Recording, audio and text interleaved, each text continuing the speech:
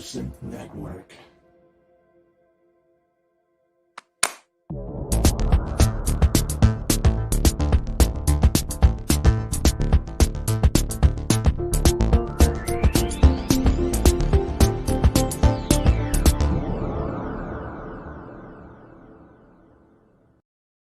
Good evening, everyone.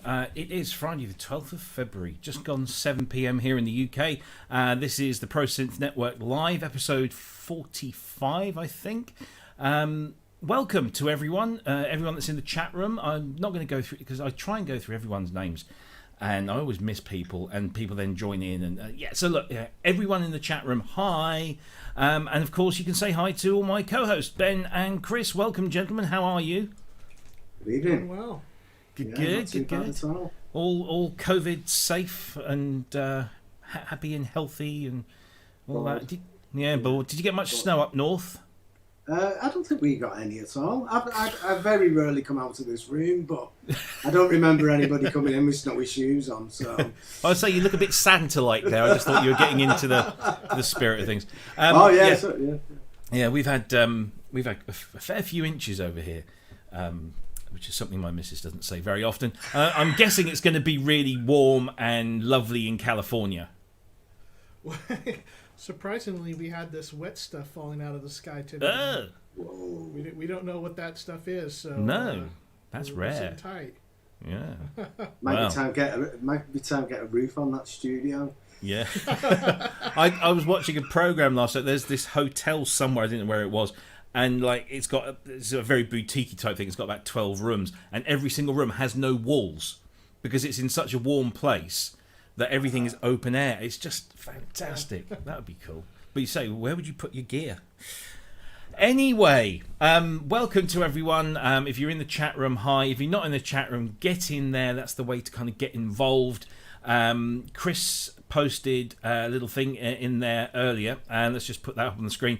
If you have any questions for our sample and hold post, which is kind of where we just kind of sit and testiculate over a particular subject. If you want something, us to kind of discuss something, let us know and tag either Chris or Ben in the YouTube comments, and they can pick those up and make a note, and then we can go through and have a chat about those.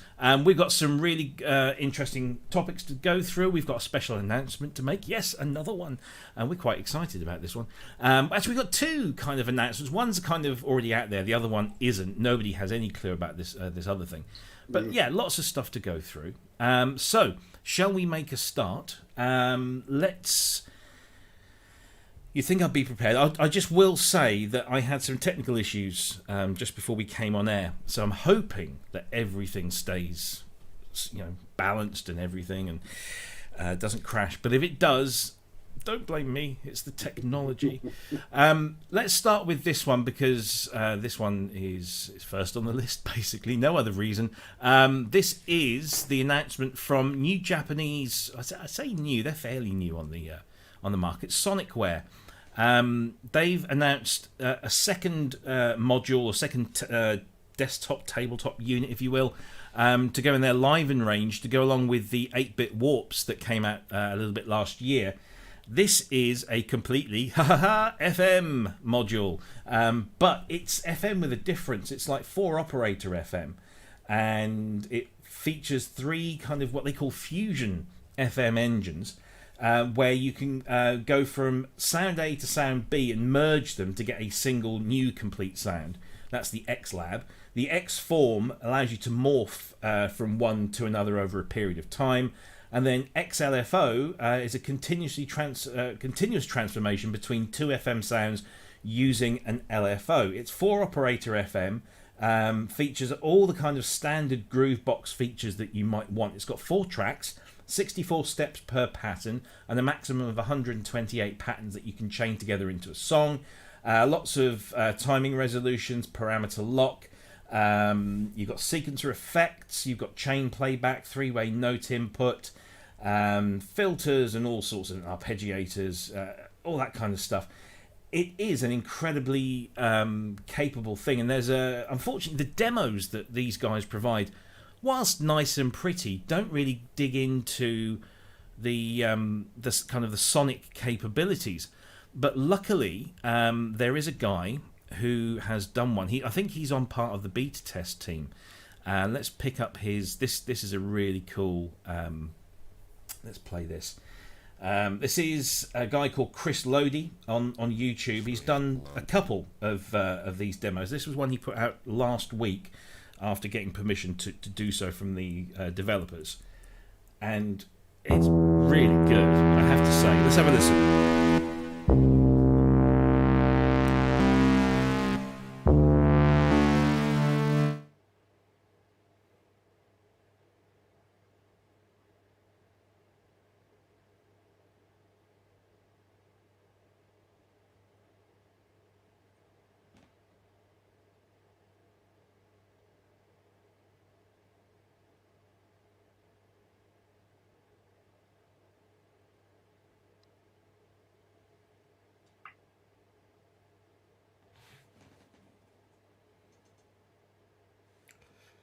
Hey, Robbie, the sound wasn't working there. Sorry, the sound wasn't working. Oh, was it not? Nothing at all? No, you got a little in the beginning, and then it went away. And there you go. I didn't hear anything, and also first technical issue of the day. Let's see if we can get that back. Bear with just a second. Felt like there should have been some sports commentary over that or something.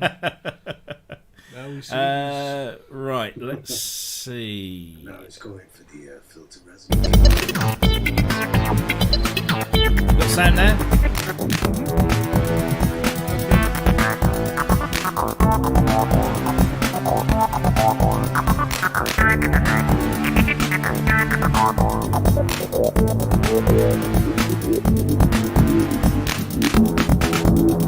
Well, there you go. That's a little demonstration that you can go and watch the rest of those on Cryss Lodi's channel, Cryss Lody. He's done a couple, and I just really like that. What do you guys think? I thought his demos were fantastic. Like you say, compared to the ones that Sonicware had done themselves, they were far superior. They need to employ him and. Well, they do apparently. I think he's a beta tester. Yeah, he's very good. Yeah, they should get him to do some more of those. They have done a few like demo things where they've got it on a table, and I think they're only uploaded to Facebook. So you need to go to their Facebook page. You really want to stick them on here. So this comes out in June. Would this be something that interests you, Cryss? A little kind of tabletop groove box. Yeah, so I'm not really into groove boxes, but I thought this sounded good as a synth, and hearing some of the things that this guy was doing with it, it kind of seems like it would be a great substitute if you're looking to do that kind of electronic music, but you don't really want to do the ubiquitous 303 sound, and so this can kind of get you in that area, but with a different timbrality that's really nice. Yeah, very interesting. So, yeah, I think, and then, geez, how many things do we see like this come out and they're like $600-700? Yeah, and then this is $199. So, well, very well done. I saw this last week, and I wasn't drunk. I was just, watching stuff on YouTube, and I saw this, and I thought, you know what, that looks quite nice, but I bet it's going to be, $300-400, and maybe I'm not quite in the market for one of those right now, and even though it's FM, and I'm known for having a slight obsession, but yeah, $199, and I saw that, and then I went to my currency converter, and I thought, actually, that works out a lot less than $199 for us in the UK at the moment. And if you pre-order now, you get one of these cases for it thrown in for nothing. So with the shipping and the cost of everything, it was like $181 all in. Right. So Now, it says on the website there, Rob, that they've sold out of the first batch and the next batch are going to be ready in June. That's right, yeah. So the Are first you batch... one of the lucky ones that got in that first batch? Are you? No.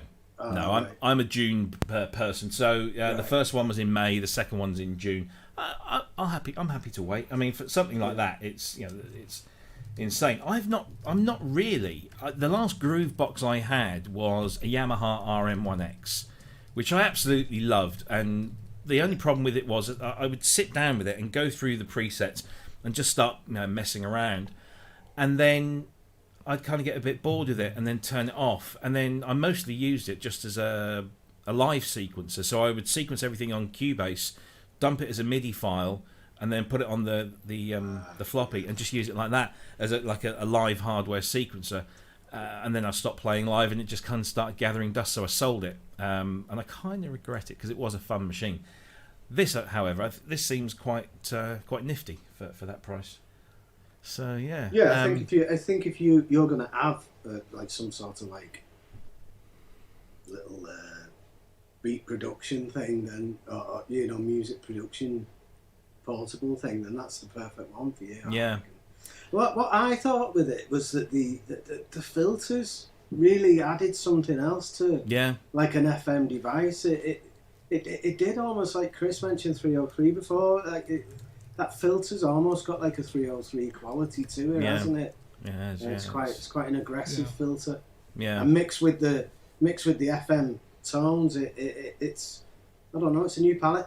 I'm really interested in that XLFO thing. I like the idea of something pulsating not only like in amplitude, but also you've got amplitude with the amp envelope, filters, but you can also do the actual essence of the sound, the timbre, the timbre, or whatever they say. But timbre timbre, yeah. But like being able to switch through something like that in a rhythmic way, it'd be really, really interesting, like sequences and stuff. Yeah, it's great. Well, hopefully in June we'll be able to let you know what it all sounds like. Max says in the chat room, bring back the DX200 or a new version anyway. This is kind of like that, although the DX200 was 6 operator, so you could import DX7 sounds into it. This is only 4-op, and I think it's a unique 4-op, so it's not compatible with previous things. But nevertheless, I mean, for the money, this is insane. I actually thought this was going to be some kind of scam. It was that cheap. I was thinking, have I just like given somebody a couple of £100, and then I dug into it a bit more. But it's rare that I make an impulse purchase like that, and I'm kind of excited about that. With the what is a DX7's 8 operator, 6 operator, 32 algorithm. Yeah. Mm-hmm. What about the algorithms on this? It doesn't mention of that. No, it doesn't talk about algorithms. So I think let's have a look here. Right, so for those who want to dive into the FM engine, the edit mode and included overlay provide full access to the innovative 4-op XFM engine. So it sounds very unique, but it doesn't really go into huge detail about what it is. I kind of get the impression that it is not kind of algorithm based. Yeah. That it's got its own kind of presets, and again, you just go in there and mess around. Also, another thing is it's supposed to be fully editable as well, isn't it? And I've got like mixed opinions on this, really, but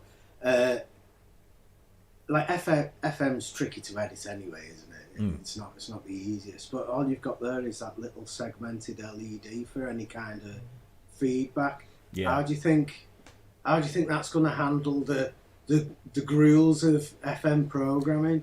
Well, I think it's probably indicative of the fact that what programming there is. I mean, it talks about this overlay that you put on top of it, which then I guess you go into program mode, and all the buttons and the rotaries then become controls. And I guess it's just value based, pretty much just like any FM synth of the last 20, 30 years. So yeah, I'd love to know more about it, but unfortunately we don't just at the moment. Well, Do we know? Sorry. A to Z asks, what is the polyphony? Has that been discussed on there? I can only see reference to 6 notes. Yes, but it is. I think it's 6-note polyphonic, but because it's got 4 tracks. I don't know whether that's 6 notes per track or 6 notes and then 4-part multi-timbral. Let's see if we can find anything. Doesn't actually really go into it. I mean, there was another question in the chat room that I just want to answer, which... where was it? Can't see it now. Somebody... Oh, here we go. It was Martin Taylor asking... the XFM has sync in and out. Does this work with other units, less Korg units? So I guess stuff other than Korg. Well, it's pictured working with a Korg in the sync in, sync out. It says in the description that it will play with things such as teenage engineering devices using their native audio sync function via 3.5mm audio jack. So I guess if it complies, if your instruments comply with that, again, this is one of these things where there doesn't seem to be a standard, and some companies do one thing and others do another. I guess it will all come out in the wash at some point. Yes, so it's not abundantly clear, but a lovely little desktop, battery operated and mains operated. Oh, that was the other thing. Was it when you order this, you could choose to buy the power supply, the wall wart, or not. Oh, right. And I thought that was slightly odd. Yeah. I mean, it does tell you what the power connection should be in terms of, it's a DC, 1 amp or greater, different, plug types, polarities, and tells. So you had to pay. That's why mine went from like 160 to like 180 shipped, because it was like another £15 for the wall wart or something. And I thought, oh well, in for a penny, in for a pound, it still comes under 200. So we'll go with it. We'll see what happens. Happy. Oh, there you go. 6-note polyphonic mode, and has a mono mode as well, but it doesn't. It just says 4 FM synth engines. There's a library engine, and I don't really. It did kind of mention that. I guess that's just presets. But yeah, it's a cheap little desktop box. It sounds great. Speaking of little boxes, just before the show, I saw that Alex Ball had put up a short video on the Roland DR110, which was my first drum machine. Wow. Yeah, I think I've had one of them as well. Yeah, if you guys haven't watched it, Alex Ball, the great Alex Ball, and his wonderful little documentary series that he has on YouTube, just put out one just before we came on air about this. Is it Dr. Rhythm 110? Which is it sounds actually quite nifty, and he's just based the premise is a classic vintage drum machine that's affordable, which is true, and he does a bit of comedy before that, which is very good. I was kind of watching that whilst preparing. There you go. So go and watch that one. That's Sonicware Liven XFM. The first units will ship in May, second batch in June. I don't quite know what's going to happen after the pre-orders are finished on that, whether they're going to go commercial and either sell directly or sell. It's so tempting at that price, isn't it? I vowed never to buy another new synth, but and it's one of those things like if you buy it and you just don't get on with it, you could probably sell it on and not lose a lot of money on it at all because it's so cheap in the first place. So happy to take a punt on that, and we shall report back. Talking of videos, as we were just now about Alex Ball, it's worth mentioning this, and this has been sort of doing the rounds, and rightly so. So a few years ago, Dave Spears from GForce Software went on a mission to make a film to go along with iMonster's album. The concept of the album was to produce a track using at least one synthesizer from one of the major manufacturers. So a track using a Moog, a track using an ARP, a track using a Mellotron, a track using an EDP Wasp or whatever it might have been. And it kind of snowballed into something quite remarkable, and that turned out to be a movie called Bright Sparks, and it was released online. You could download it digitally online, and you had to pay for it, and there was obviously the album as well. It has since now been removed from sale. I don't know whether they plan to put it back on sale later on. However, because of the situation we all find ourselves in around the world, Dave and Cryss thought it would be prudent to make this available for as many people to watch as possible. And that's what they've done. They've started to broadcast it in segments on YouTube, along with some bonus footage that I guess you would have found in the DVD extras, so to speak. So last week they released like a little 7-minute teaser. Today they released yesterday they released the first half, which they call the A side, the American side, and this covers Moog, Buchla, Arp, and Chamberlain. And then I believe next week on the 16th they're going to release the Brit side, which will cover all the kind of the British, like Peter Zinoviev and all that lot. And then a couple of days after that, there's going to be on the 16th is going to be like the behind the scenes, and then on the 18th there's going to be this B-side with EMS and EDP and Ken Freeman. I mean, I've seen this film loads of times, bought it, love it. It's one of the best synthesizer history films out there, and it's a crying shame that it didn't get the kind of commercial success to equal the critical success. And you just have to look through the quotes here of these people that have all given it 5 stars or whatever it is. So it's there. It's available on YouTube now. Just go to the GForce website, gforcesoftware.com, and go to their blog, and you'll find the links and the details of the release schedule. Have you guys watched this film, or were you aware of this? Because I was surprised that I saw comments saying, I never knew this film existed. I was only vaguely familiar with it. I'd never seen it, but I'd heard about it. I'm definitely going to be watching it. I just think that, Dave's just a brilliant advocate for us all, isn't he? He's got that company there, and what they produce is done with real love. He's one of us, he's a real fan, and that, making things like this is testament to that as well. Yeah, absolutely.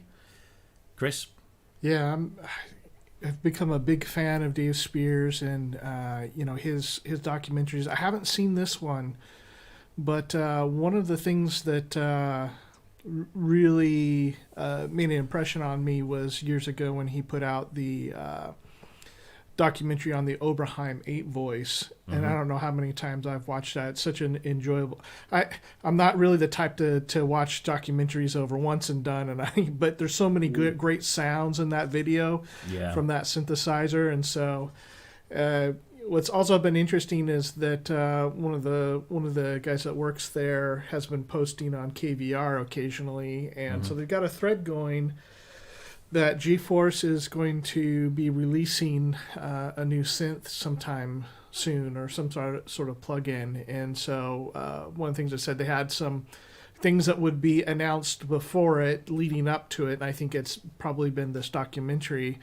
But we're all pretty anxious knowing what is in his studio, and of course for me personally, wanting to see the 8 voice come into plug-in form. He had posted on, I think it was Instagram today, a picture of it, and then he told a story that his 8 voice that's used in that documentary was owned by Chick Corea. So that's right. Yeah. Really interesting history to it, and what a fantastic synthesizer. So yes. Fingers crossed. I mean, anything they come out with is great, and a few months ago, I picked up the whole big shebang for the Mellotron, Imtron Pro. So if they put out something that's Oberheim or CS80 or something, I would love to see that. Yeah. No, I don't know what's coming. I'm pretty damn certain something is coming, because Dave's patterns of behaviour, particularly online, and when you don't see him around for a while, that's because they're deep into something, and then he is his own kind of. he's his own worst enemy at times because he loves to talk about this stuff, but he's often getting told off for talking about things far too soon. But he seems to have nailed this now, and he's gone dark, completely dark, and just seeing him in the last week or so with the interview he did with Dina Perlman, and this is kind of nice to see Dave back. I haven't seen him for a while, so. Yeah, I don't know what it is. Whether it's the Oberheim. I've touched and played, tinkered with that. It is a lovely, lovely thing. And also, other people have suggested. I think somebody suggested in the chat room here. Jim McLeod says CS80 because he has one of those, and there isn't. That would be the emulation, wouldn't it, of a CS80? Yeah. Would be interesting to see. So yeah, fingers crossed we will see what comes soon. Yeah, he seems like Dave seems like one of those people that I think you've met him, Robbie. Oh yeah, many times. Yeah. He just seems like one of those people that I would like to spend some time with. Him and Cryss are two of the most genuine people in this industry, but not just in this. They're just two of the most genuine people. Full stop. And I've known Dave for years, and I've had the good fortune to have been to both of his studios, his old one and his new one, and played with the stuff and just sat talking. We've gone out for dinner, and the stories he could tell about people that some of them he's told in public, and others sworn to secrecy, because there are some just amazing stories. And Cryss is this very quiet. He likes to kind of sit in the background. You very rarely see him out, but when you do, he's so much fun. I remember we went to see I Speak Machine, or Tara Bush and Math Lewis do their thing at the Queen Elizabeth Hall a few years ago, and they borrowed some synths from GForce, and so Cryss and Dave were there, and they were just like two big kids. Me and my missus were sat there. We didn't even know they were there at the time, and they just kind of crept up behind us and then did the whole kind of boo thing. And it was just, they're just kids who love playing with this stuff, and they are genuine. And my other personal thing that I have with them is I was made redundant from my previous job back in 2012. And I wanted to go self-employed in this business, and I didn't really know what to do. And I spoke to Dave, and he said, "Tell you what, let's set up a call or two." So I spent a couple of hours talking with Dave about stuff, and then he said, "I'll tell you what, because this is all financial stuff, I'll get Cryss to call you." And Cryss called, and we were on the phone for hours, or Skype for hours, and just talking through. And they were so brutally honest about everything. And so absolutely helpful that I decided not to do it in the end, because there isn't a huge amount of money in this industry, as I think we all know. It's a lot of it's done for love, and I know that with Bright Sparks, it's been a critical success, but it's not been a commercial success. But Dave has always been, look, this was my labour of love. This is something I had to do, whether I lost money or made money. I just had to do it, and it's so evident when you watch that. So. Yeah, and of course, you mentioned Chick Corea there, who sadly passed away. Actually, on the 9th of February, they took a couple of days to announce it, which I think is probably the best thing to do nowadays when it comes to celebrity departures. But oh man, what a talent we have lost with Chick Corea. I've been going through his videos today, in between doing the day job, and of course, I've got to say this: he was a big fan of Yamaha and FM, and some of the stuff that he did. Just incredible. There's that video that I posted on the Facebook group. If you just sit and watch that, it's a masterclass. Absolutely fantastic. Yes, rest in peace, Mr. Corea. Thank you for everything. Yes, right. And with some of these great players and synth innovators, being that really the origins of synthesizer in pretty much stuff coming out in the 60s, I guess.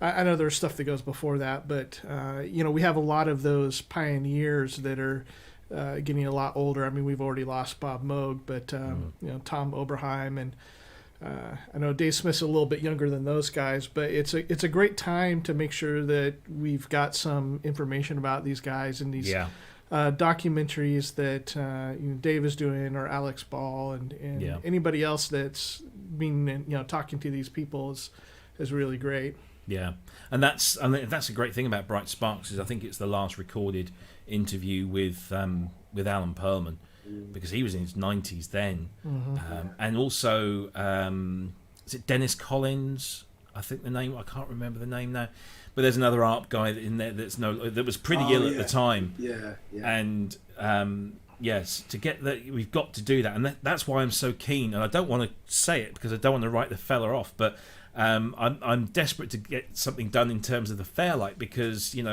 Pete and Kim are still around, and so is Tony Furs, who's like that kind of third, the third Beatle kind of thing. He was kind of there at the beginning, but I know he's getting on a bit. So we need to get these things documented. Absolutely. Yeah, one of the things that I enjoyed the most was listening to interviews with Eric Persing and talking about sound design for the D50.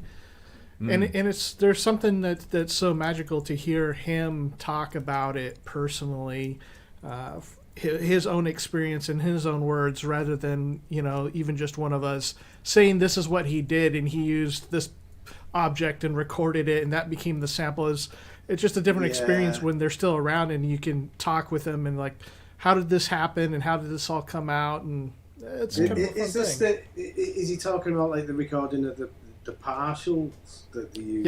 Yeah, the samples that are used in the D50. Great. It's fun. It's like, I did this one in my bathroom, and Yeah. I don't remember what it was. Like, I dropped keys in my tub and mic'd it, and things like that. When you think what that synth can produce, and it's all from like little tiny bits of sample. It was clever. But then that went on to kind of be the way that we had synthesizers for almost a decade. That sample and synthesis thing. The PCM, the ROM. Yeah, and the sound canvases that kind of came off the back of all that, and the JVs. So tiny attack samples, and then the. I've still got a JV 1080 here. Yeah, it's a classic. It sounds great. I've got the vintage synth card in it, which is nice anyway. Yeah. But it sounds great. I know. It's just got a dead nice warm sound. And whenever I turn my sound canvas on, which is essentially the same engine as the 1080, there are some patches on there I think that's not a synthesizer, that's a sampler. That's really well. There's a horn orchestra patch on there, which if you play nice big chords on it, it's just it's fantastic. That's just from a sound canvas. It's amazing. Anyway, yes, synth documentaries. We need more of them. We need to capture this information. And I think there is a trend now for getting this. And it's great that they've put this out there for everyone to see. So that's Bright Sparks. You can find it on GForce's YouTube channel. Of course, you can go to gforcesoftware.com for more information on that. Right. Oh, before you move on, Robbie, is that for a limited time, or is it? That's a good question. Indefinitely. You don't know. I'm just reading through things. We're excited to make the previously paid for documentary available free of charge in 4 separate instalments over the next 2 weeks. It doesn't say that it's limited. So, but in the interest, and just in case it does, I'd suggest go and watch it ASAP. Yeah, watch it quick. Yeah. But no, it doesn't say. I wonder if Dave's just kind of and Chris have just said, look, that's it. We're not going to make any money off of this thing. Let's stick it out on YouTube in segments and go from there. And maybe they'll earn some revenue from YouTube views, which they should do, I believe. Yeah. Right. Okay. Let's go on to some news this week. This had been leaked. I think our friend Tom at Synth Anatomy had already mentioned this, but this is the news that Novation have launched the Circuit Tracks, which is this little baby here. And it is a grey screen of nothingness. There we go. Circuit Tracks. It's an extraordinary standalone groove box for the modern producer, with 2 refined polyphonic digital synth tracks, 4 drum tracks, creative effects, and on-the-go capabilities. It's the perfect hands-on device for the agile music maker. So this builds on a previous circuit that they released, and it looks amazing. It's a lovely looking thing, and from the demos it sounds really nice too. Lots of connectivity at the back there, and this kind of Ableton style grid interface that seems to be quite popular these days. We've spoken already about a Groovebox today with the Sonicware XFM. Is this any different? Would this appeal to any of you guys? Cryss, again, I don't think you're the desktop Groovebox guy, but maybe this swings you? Yeah, not really. And, No. I'll say this again. I just can't get my mind around it. It's just not my workflow. But, and again, this is the important thing. I hear people do incredible tracks with this stuff. And, I think it fits, their mindset and workflow. And I love listening to people compose music and work on these groove boxes. It's a little beyond me. But there does seem to be a type of musician for this, doesn't there? Yeah. It's not like a keyboard synth where pretty much anybody could probably get into it. This does seem like a certain type of synth for a certain type of person. But saying that, it looks really nice and sounds great too. I'm just trying to see if I can find the video that I had of this. Oh, actually, can I click here? Yeah. There we go. Let's see. Hopefully the volume works. Can you hear that?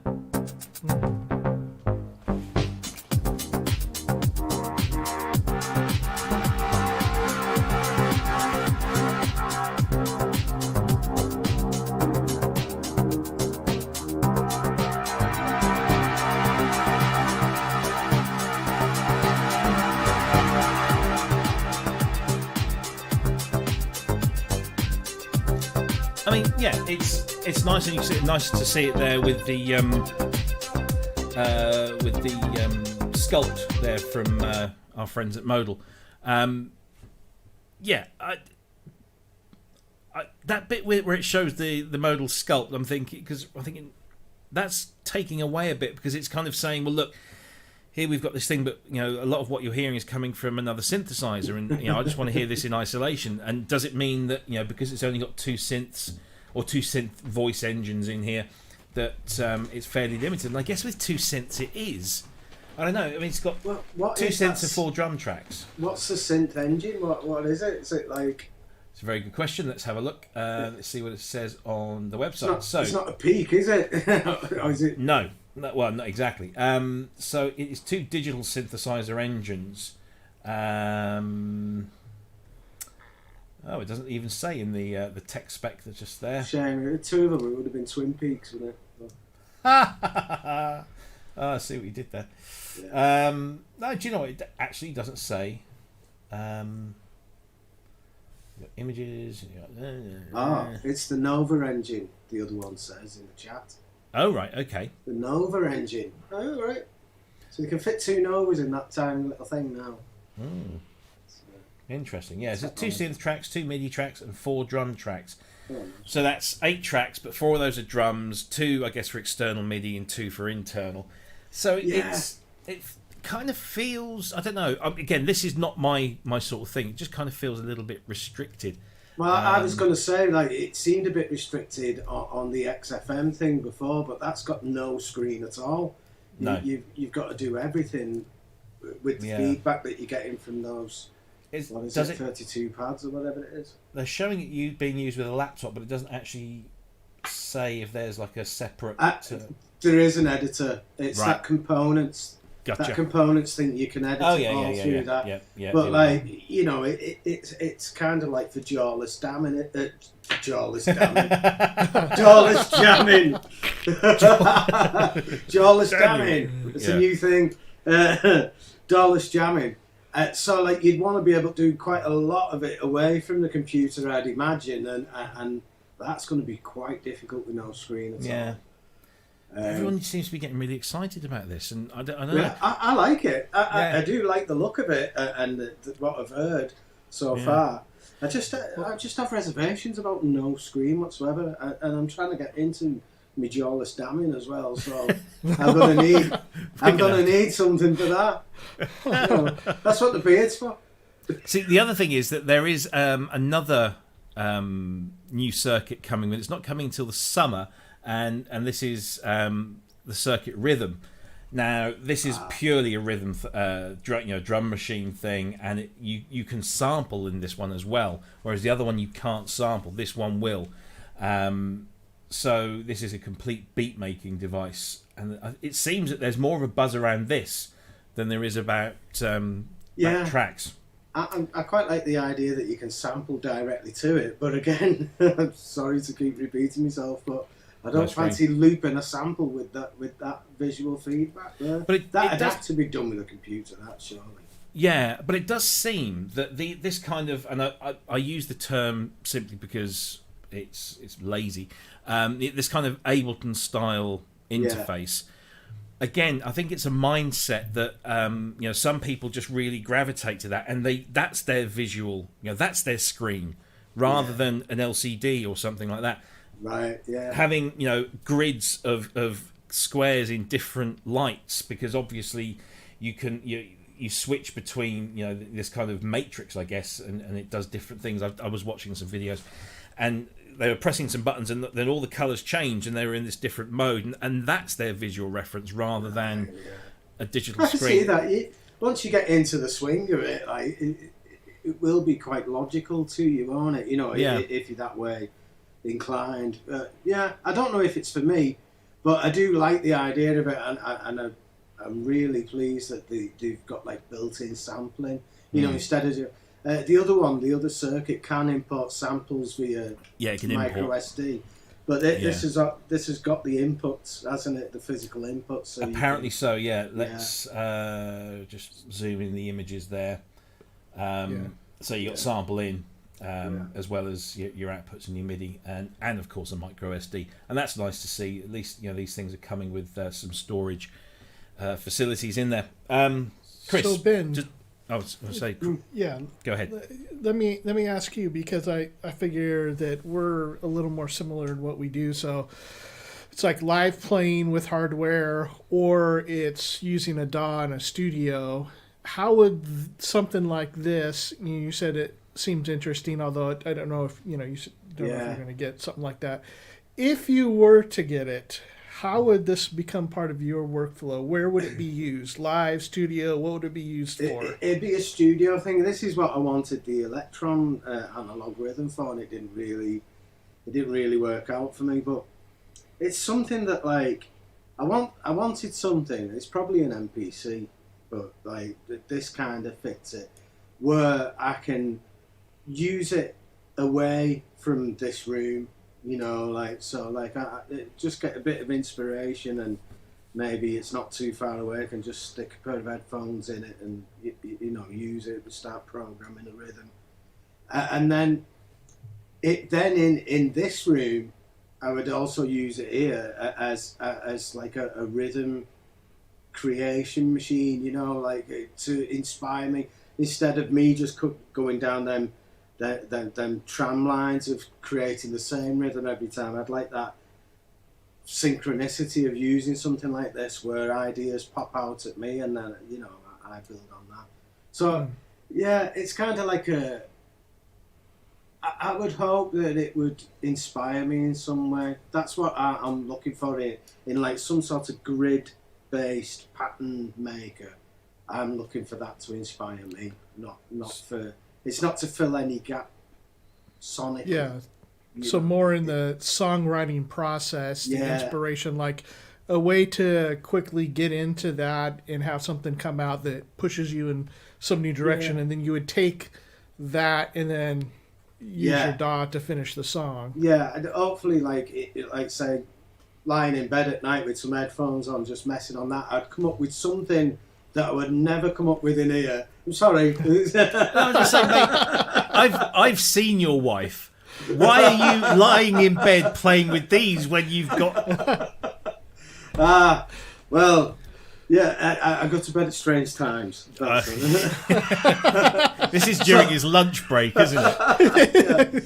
So that's the idea. I've come up with something that I would never come up with normally. Then the next time I come in here, I plug it in and I work on that. Then I expand on this idea that I would have never have had. I'm really interested in that, but I can't find a machine that does it. It's this bit that's lacking, I think. Not saying anything. Anyway, there you go. So that's Circuit Tracks, which is out or coming out very soon, and then Circuit Rhythm launching summer 2021. And I think a lot of people seem to be looking at that one more than the others, and that's both from Novation, so novationmusic.com, and you can find out more about both of those there. What have we got? Okay, let's do... I tell you what, let's do one of our first announcements. This is the not so surprise announcement. We have in the last, this week, launched a new series of videos on our YouTube channel. This was Ben. Was this your idea, Ben? I seem to think it was. I think it might have been. Yeah, he has them every now and again. He does have them. Yeah.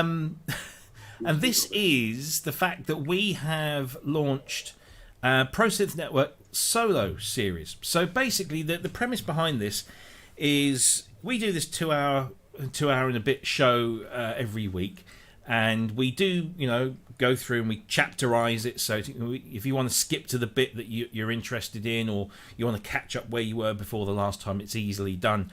But Ben had this great idea of just like taking these sections out of the 2 hour show and make them available as individual videos.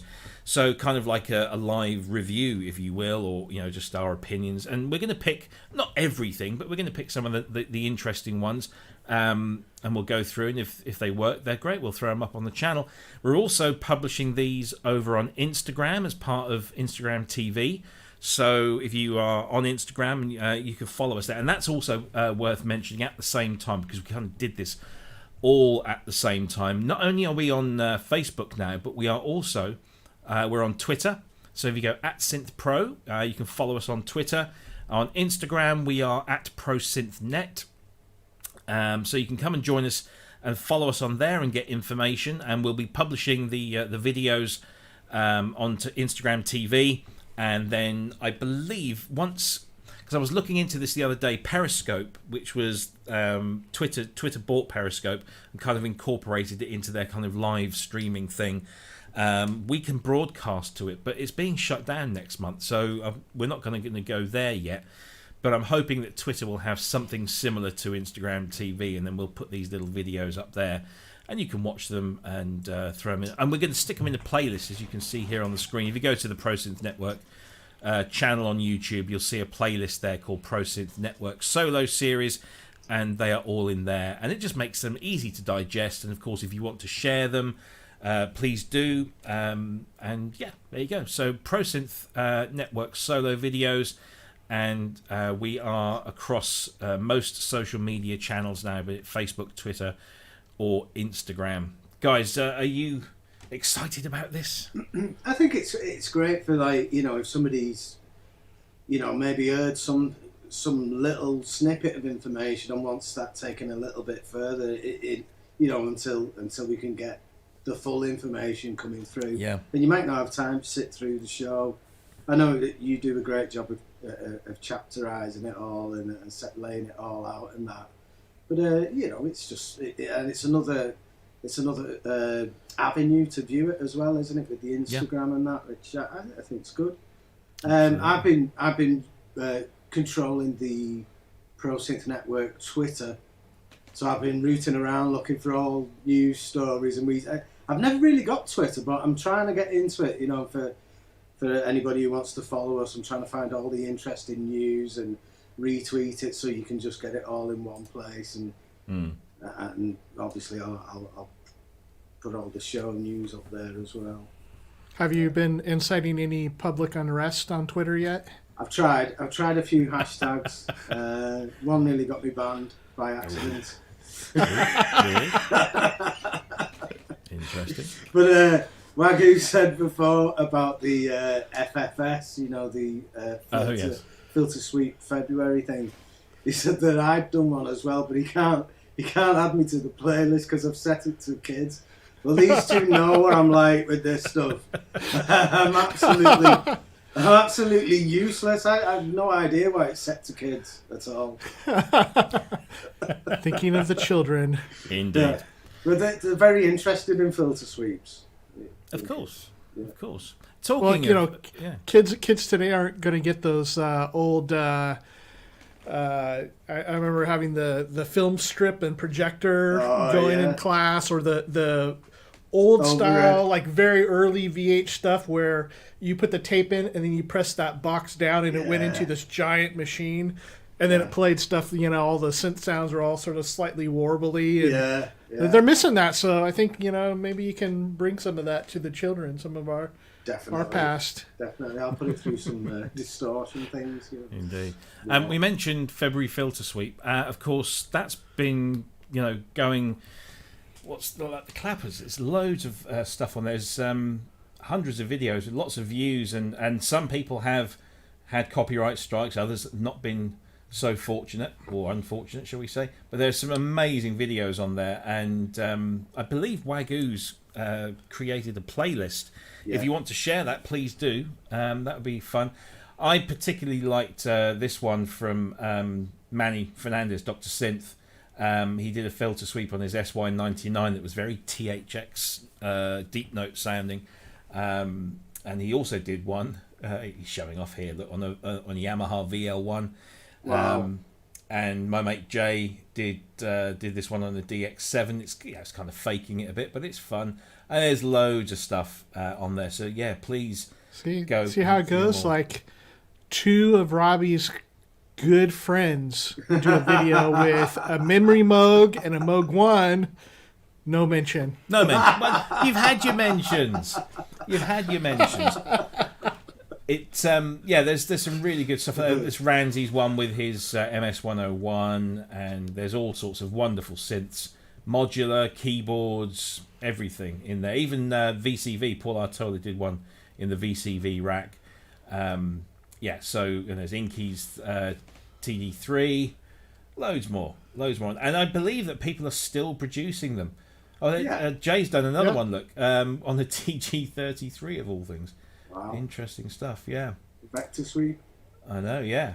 Indeed. Yeah, some really good stuff on there. So go and search the hashtag FFS or hashtag February Filter Sweep and keep contributing. So YouTube have, certain people have put copyright claims on, and some haven't. So yeah, let's keep it going. When did they announce the winner? Yeah, is there a winner, Andrew? What's the prize? And what's the criteria? Is the criteria that you get a copyright claim and you can't dispute it, or they won't dispute it? You get to make the copyright claim about everybody else in future uses a filter sweep. I think Ben wins. So I think Ben wins for putting it for kids. Yeah. Nobody's heard mine. Well, there's a 7-year-old in Brighton who thinks it's excellent. In amongst all this FFS stuff, I'm sure I read somewhere that somebody outside of the FFS campaign did a filter sweep, got a copyright claim, disputed it, won it, and then put a copyright claim in on the music track that was being claimed upon in the first place, and apparently won. Yes. Nice. I might be exaggerating that slightly, but it's they certainly said that they got a copyright claim from a publishing company because it was like this commercial song. They disputed it, they lost it, and then he submitted a copyright claim, or she, I don't know, I can't remember now, submitted a copyright claim against them, and that I thought that was interesting because I think the rules state that if you can prove that you are the originator of that sound, and your FFS video would be that because it's a video of you making that sound, then you stand a very good chance of winning, which I think is quite interesting. So, yeah. I might try that one day if I ever get another one. Anyway, that's FFS, which is still going. Thanks to Andrew Brooks and to everyone else that's been involved in that campaign. It's been a lot of fun. And we've still got a couple of weeks to go, I guess. So, yeah. Right. Let's move on to this one. I wasn't really aware that these things existed until Cryss brought these up. So I'm going to ask Cryss to maybe explain a bit about what they do. This is new from TC Electronic. This is the TC Icon dock. And this is a dock for your icons, which are kind of controllers, a series of controllers, different types of controller. And this is now essentially a dock that you can now fix them in rather than having them sitting around loosely on your desk. It features multiple USB power connectors in there. And I guess, I don't know, these bolt in or just slide in. It looks like they slide in with that little groove just there. And then they all sit nice and tidily on here. So, Cryss, what are TC icons? Well, thank you, Cryss. You just answered it. So, what caught my attention about these is that we're always talking about how we interface with our gear and with our software. And so, of course, there are a number of companies that have controllers for software, and we see, particularly TC Electronic is pretty well known for that. And and then there's been some companies that have done like Lexicon style reverbs where they have a physical hardware unit, but it's controlling software. And so this is a way, instead of, I can't even imagine having a bunch of these just laid out on a desk or, trying to figure out how you're going to work them into your workspace. But I thought it was an interesting idea. I mean, the more interesting part of it are the controllers themselves, but this at least gives you sort of a, it's very reminiscent of Eurorack. Cases where it's going to keep everything together nice and tidy, or like a pedal board where, instead of going to your gig and setting up a bunch of patch cables and all your pedals, something like this can keep everything nice together and organized. It's providing power. We saw the little power jacks there and the USB-C, I think it was. Yep. So, yeah, I mean, it's really an interesting thing. And one of the things that I liked about how this would affect your recording workflow is that they have little screens on some of these that as you're working, let's say you've got your track up, and then we're normally used to pulling up our whatever it is, our EQ or something, and the plugin pops up and it covers everything else up. Whereas this, you don't need to go through all of that. You can turn a knob and it'll start making adjustments on that plugin on the track. And yet you can still be doing something different in your DAW on the screen. So it's kind of a clever thing and bringing some convenience to recording. Yeah, I am listening to everything you're saying, but I'm trying to find some information about the individual. Here we go. Right, so let's talk about these icons because I haven't.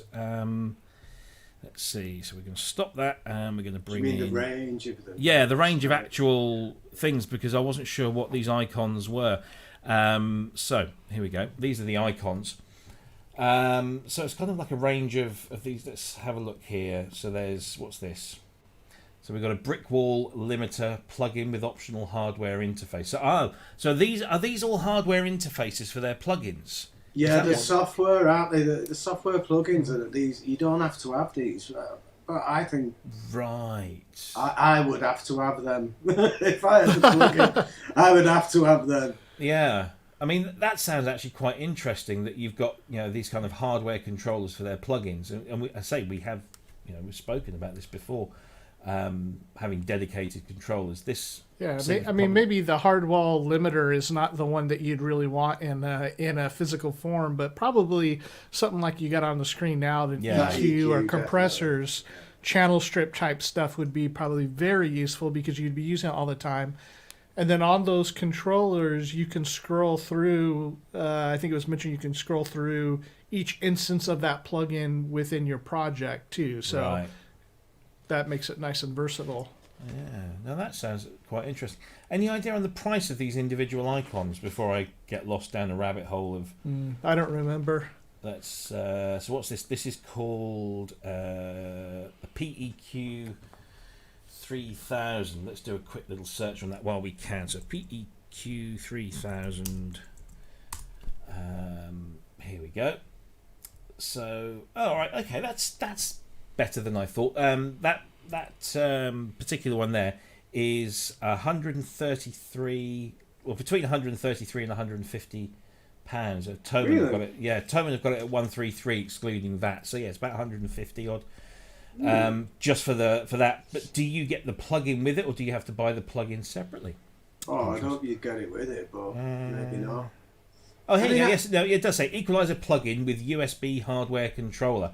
And looking at some of the others there, they're all around sort of 115 to 140 ex-VAT prices, which That's reasonable. That's quite reasonable if you're going to be using these on a regular basis, and then you factor in the actual dock itself. Yeah. And you can have this really nice kind of customizable thing. Yeah. Interesting. I'd like that. Yeah. Especially the EQ one. Like Chris said, like a limiter, you probably don't really need that much hands-on or visual feedback. Once it's set up, it's set up in it. But that, you know, it'd be nice to just flip through the channels, which I presume those left-right buttons do flip through the instances of it or the bands. And then you've got that lovely little kind of colour display on there as well, so you don't have to keep doing this. You know, you can actually see what you're doing. So that's quite a nifty little thing. Great, yeah. So there you go. You know, and I've got to say, I really don't like. I know that TC Electronic are now part of Music Tribe, and they've all gone this way with their thing. But you want to zoom in on that, and you just get this. You just get this kind of super close-up thing. It's really It's not a very well designed website. Sorry, just had to put that in there. Yeah. Get your website sorted, really. Indeed. I mean, look at that. It's just horrible. So there you go. So now what you can do, just to kind of come back to the original topic, is that you can, if you have a collection of these, you can now put them all into a single dock. Which is but how much is that? Because really, that's just a bit of metal with some USB leads. Let's go and have a look. It is, like you say, it is just it is just a like a metal frame. So TC Electronic, this is all done live. We know it's got to be cheaper than Euro rack cases because nothing's more expensive than that. Yeah. All right, then let's do a raffle. How much do we think this is? I reckon you couldn't charge more than 100. You couldn't charge more than 120 quid for that. Chris, higher or lower? Higher. I think it's gonna be. Oh man, 225 quid. Well, you're both wrong. And surprisingly, let's just find the website so I can prove that I'm not lying. Where did it go? Here we go. So this is it again. I can feel the tension. I know. Here we go. And the answer is 72 quid. Really? Wow. Oh yeah, get in. Yeah, I'd have that. Ex-VAT. Nice. Yeah, but look at this element here. In stock within 13 to 17 weeks. It's a piece of metal. But, with how many fit in there? 2, 4, 6, 7, or 8? 8 single, or you have the double width ones as well. So yeah, it's basically. So somebody needs to do the math of what it would cost to populate that whole thing. Those are 115 each. Well, yeah, they're sort of between 115. Nice. So, yeah, It's got buttons. Yeah, well, it's the TC delay, right? it's the spatial expander. Ooh. Apparently, yes. Well, we need that. The well-known TC1210 spatial expander plus stereo chorus flanger as a plug-in. So 115. Let's be concerned because there were some that were a bit more expensive. Let's say 130 on average. Times that by 8, so you're looking at 8. That's over $1,000. Yeah, and then Is it? yeah. But let's be conservative. Say you bought some of the cheaper ones, some of the more expensive ones. You got the case that says it's £1,000.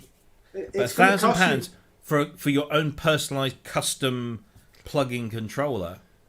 Yeah, and they're decent plugins. Yeah, but you've got to think that you could have an SSL UF8 for £1,000. Would you rather have that? Well, this actually gives you stuff. The UF8 is just a controller for a I DAW. know, yeah. It's a nice one. Yeah, it's interesting that. I would like that, but the thing is, with it being so modular as well, you could have it really with a blanking plate on and 2 things in it at first, couldn't you? Yeah. And then just add them, when a plugin comes out that you're interested in. It could take years to fill that. You don't have to pay £1,000. But I'm wondering whether these manufacturers are actually kind of cashing in on the fact that, because one of the reasons I think Eurorack is like so addictive is that you buy a case. Now, you're not going to buy a case that only takes 3 or 4 modules. You're going to buy a proper case. But you maybe buy 1 or 2, maybe 3 or 4 modules to start with, and you put those in. And what's the first thing you think of when you look at that case? Completely where I was going, too, is like that horrible feeling of incompleteness, and I must fill that space. Exactly. So people seem to be making these kind of modules that will fit into cases, and then they're making the cases. And they sell the case, and you stick your 2 TC devices in there, and you think, yeah, I got to get something else to fill that because it looks horrible. There's no blanking plates. And do you reckon that these are optional extras, right? So that delay thing there, whatever it's called, is £115. That includes the plugin. Yeah. So how much is the plugin? Like, if you just wanted to buy it without, is it like a tenner? I don't know. It won't say on the. Yeah.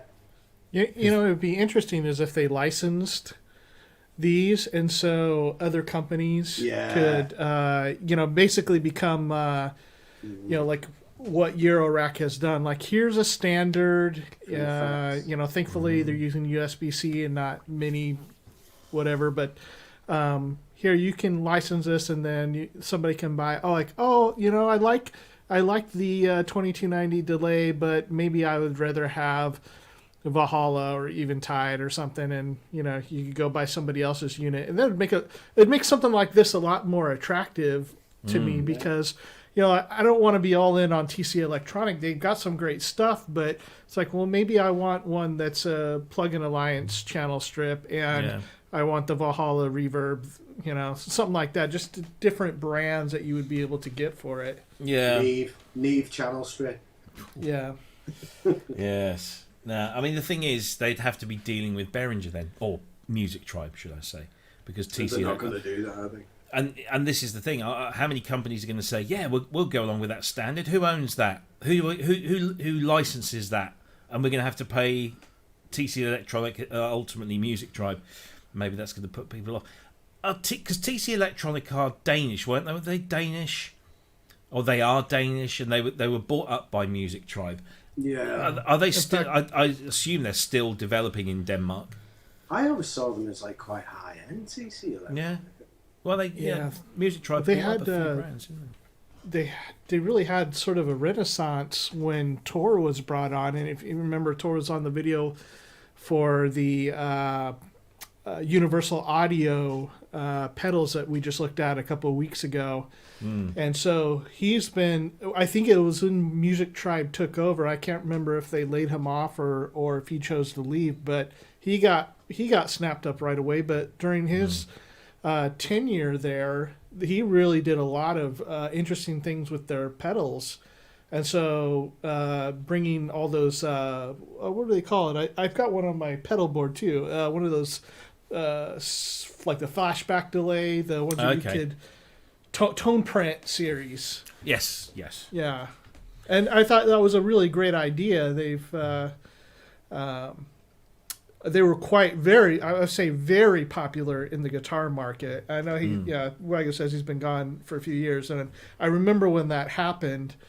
That a lot of people were really bummed about that and wondering where he was going to go. But at least he's found some other work to do, which is we knew he would.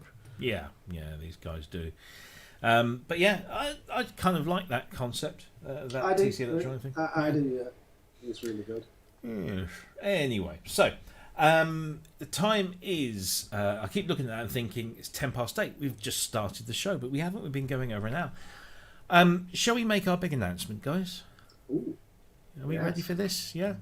Okay. So go and grab yourself a beer or something stronger. I'm going to do that in a little while. We said a while back that one of the things we really wanted to do was to bring you guests that that you don't normally see on shows such as these. We don't want to be copying everyone else. We want to be original, and I think we've kind of done it with this. I should have built up a fanfare or something, shouldn't I? In 2 weeks' time, we are going to have an incredibly special guest. We are very, very excited about the appearance of Michelle Moog Kusa, who will be with us in 2 weeks' time to talk about her work with the Bob Moog Foundation and the Moogseum, and hopefully we'll discuss Electronic Voyager, which is this documentary movie about her father. But in 2 weeks' time, Michelle will be here live with us throughout the whole show, and you can, of course, submit your questions in the chat room on the day. If you want to take those into account, we'll speak to her. But yes, we are super, super, super excited about having Michelle come through and grace us with her presence. So yeah, Michelle will be here 2 weeks from today. That is February 26th from 7 p.m. as normal. Guys, are we excited about this or what? It's such an honour, isn't it? Yeah. I can't wait. Yeah. Really good stuff. We're looking forward to that. Yeah. If you've got questions for Michelle, save them, write them down somewhere, and then what we're going to try and do in the chat room is we'll kind of set up some kind of monitoring system so that we can do all that and get your questions to her. But we're going to be talking all things, Bob Moog Foundation, about the work that she does using synthesizers in education, and also the Moogseum, which is in Asheville, which I've never been there, but I've sat on the virtual tours that she's done online, and it looks like an amazing place. And of course, the Electronic Voyager documentary film, which is slightly delayed, I believe, but because have you guys gone in for the Kickstarter on that one from a few years back, Electronic Voyager? Maybe. I can't remember now. Yeah, they sort of go quiet and you think, oh, I can't remember doing that. And then all of a sudden you get an email saying, oh, yes, we're a bit delayed. Andrew's asking in the chat room there, can we submit questions via Facebook? Do you know what? I think maybe we should start a thread. Maybe we start a thread. So, yeah, Andrew, in the next few days, what we'll do is we'll start up a thread on the Facebook page, and we'll give it a tag. And then if you want to submit your questions, we can do that. And then pick up the questions from there. So yeah, and please do share that around. We're going to be posting the the adverts up and the links to the show as soon as we can do that. So please do tell the world, and it'd be really, really great to be speaking with Michelle. Somebody in the chat, I've lost it now, said are we going to have Dina Perlman on the week after? Robert did. It's funny you should say that, but we are discussions are being had, shall we say? So hopefully we'll have Dina. And I did actually throw an option to out there that said, well, maybe we could have both of them on at the same time, because that would be awesome. But it's getting everyone's schedules to line up. So yeah, we'll speak and see what we can do there. The other thing is that I want to kind of throw out there is if there are people that you would like to see as guests on the show, ideally people that we haven't already had, although we will be, obviously welcoming back those that we have had that we liked, people like Dom, who is in the chat room. Got to say that he's there, but we'll be getting those regulars back as and when. But if there's people that you say, well, actually, I'd love to hear from so and so, let us know, and we'll do what we can to try and get them in. If you know people that would be very interesting to our audience, then make a suggestion. Of course, we'll add it to the list. So yeah, we want to get as many people. Sonic Link says Alex Ball already on that. Alex has been busy. He's not only doing obviously his own work, but also he's got a very young baby, and so he's. But we've because I've interviewed him already for the Sound on Sound stuff, and I threw out the idea way back then. He said, absolutely love to do it. We'll do that next year once things have calmed down a bit. So, yes, if you want to put pressure on Alex, please do. Feel free. Absolutely fine. I would love to have Alex on here. Really, really would. But he's a busy, busy guy. We've got other suggestions here. We've got Gaz, Alex, Dave Spears, Kent. Yeah, I'd love to get Kent on. He's definitely a character, and I think somebody we could all learn something from. Hans Zimmer, I'd love to have hands on. It's funny you should say that, but I might have an in on Hans. I don't know whether we'll get him, but I might get one of his proteges. So who knows? Yeah, we are working on. We've got lots of names on the list, and we're working through and getting in touch with people. We don't want to sort of come across as too, what's the word? Excessive. But yeah, we want to get them on here. And the best way to persuade people on here is if we can say, "Hey, look how many people come and watch our show." So spread the word, get it out there, and it really helps in persuading people to come along. Particularly if they've got something to sell or to promote. That's always good. Anyway. 2 weeks' time, Michelle Mokusa will be on the show live for 2 hours, and we can throw questions at her and all sorts of stuff. Excellent. Right, Let's move on that bombshell, and let's move on to the next topic, which is, he looks over to his screen there, the announcement, finally, the official, not the announcement, but the release date, shall we say, of the new version, which is version 11 of Ableton Live. And there it is. What's new in Live? Lots of things. It's got stuff on there like vocal comping, which I'm surprised that they're making a big thing of that, because there have been out there, isn't it? Yeah, it's like kind of a thing. Yeah, link track editing, full MPE capability built in. Hybrid reverb, spectral resonator, spectral time, pitch loop 89, inspired by nature, all this kind of stuff in there. Lots of new things going on in there. Now, I'm going to have to say, I'm not an Ableton Live person. I think you have to be of a certain mindset to get that. Guys, do any of you use Live, have used Live, like to use Live? Thoughts on this new version? Well, I've never even used it. I don't know about Cryss. No, I haven't.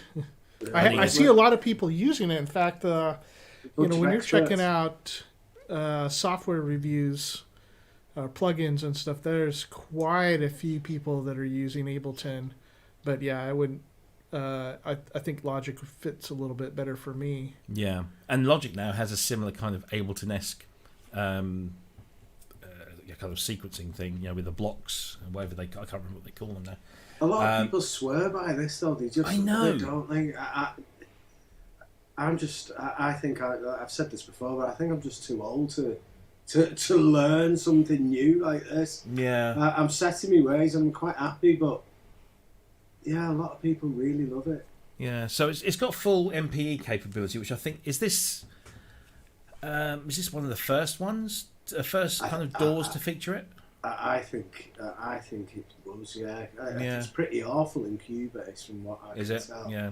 I haven't got anything MPE at all. Yeah.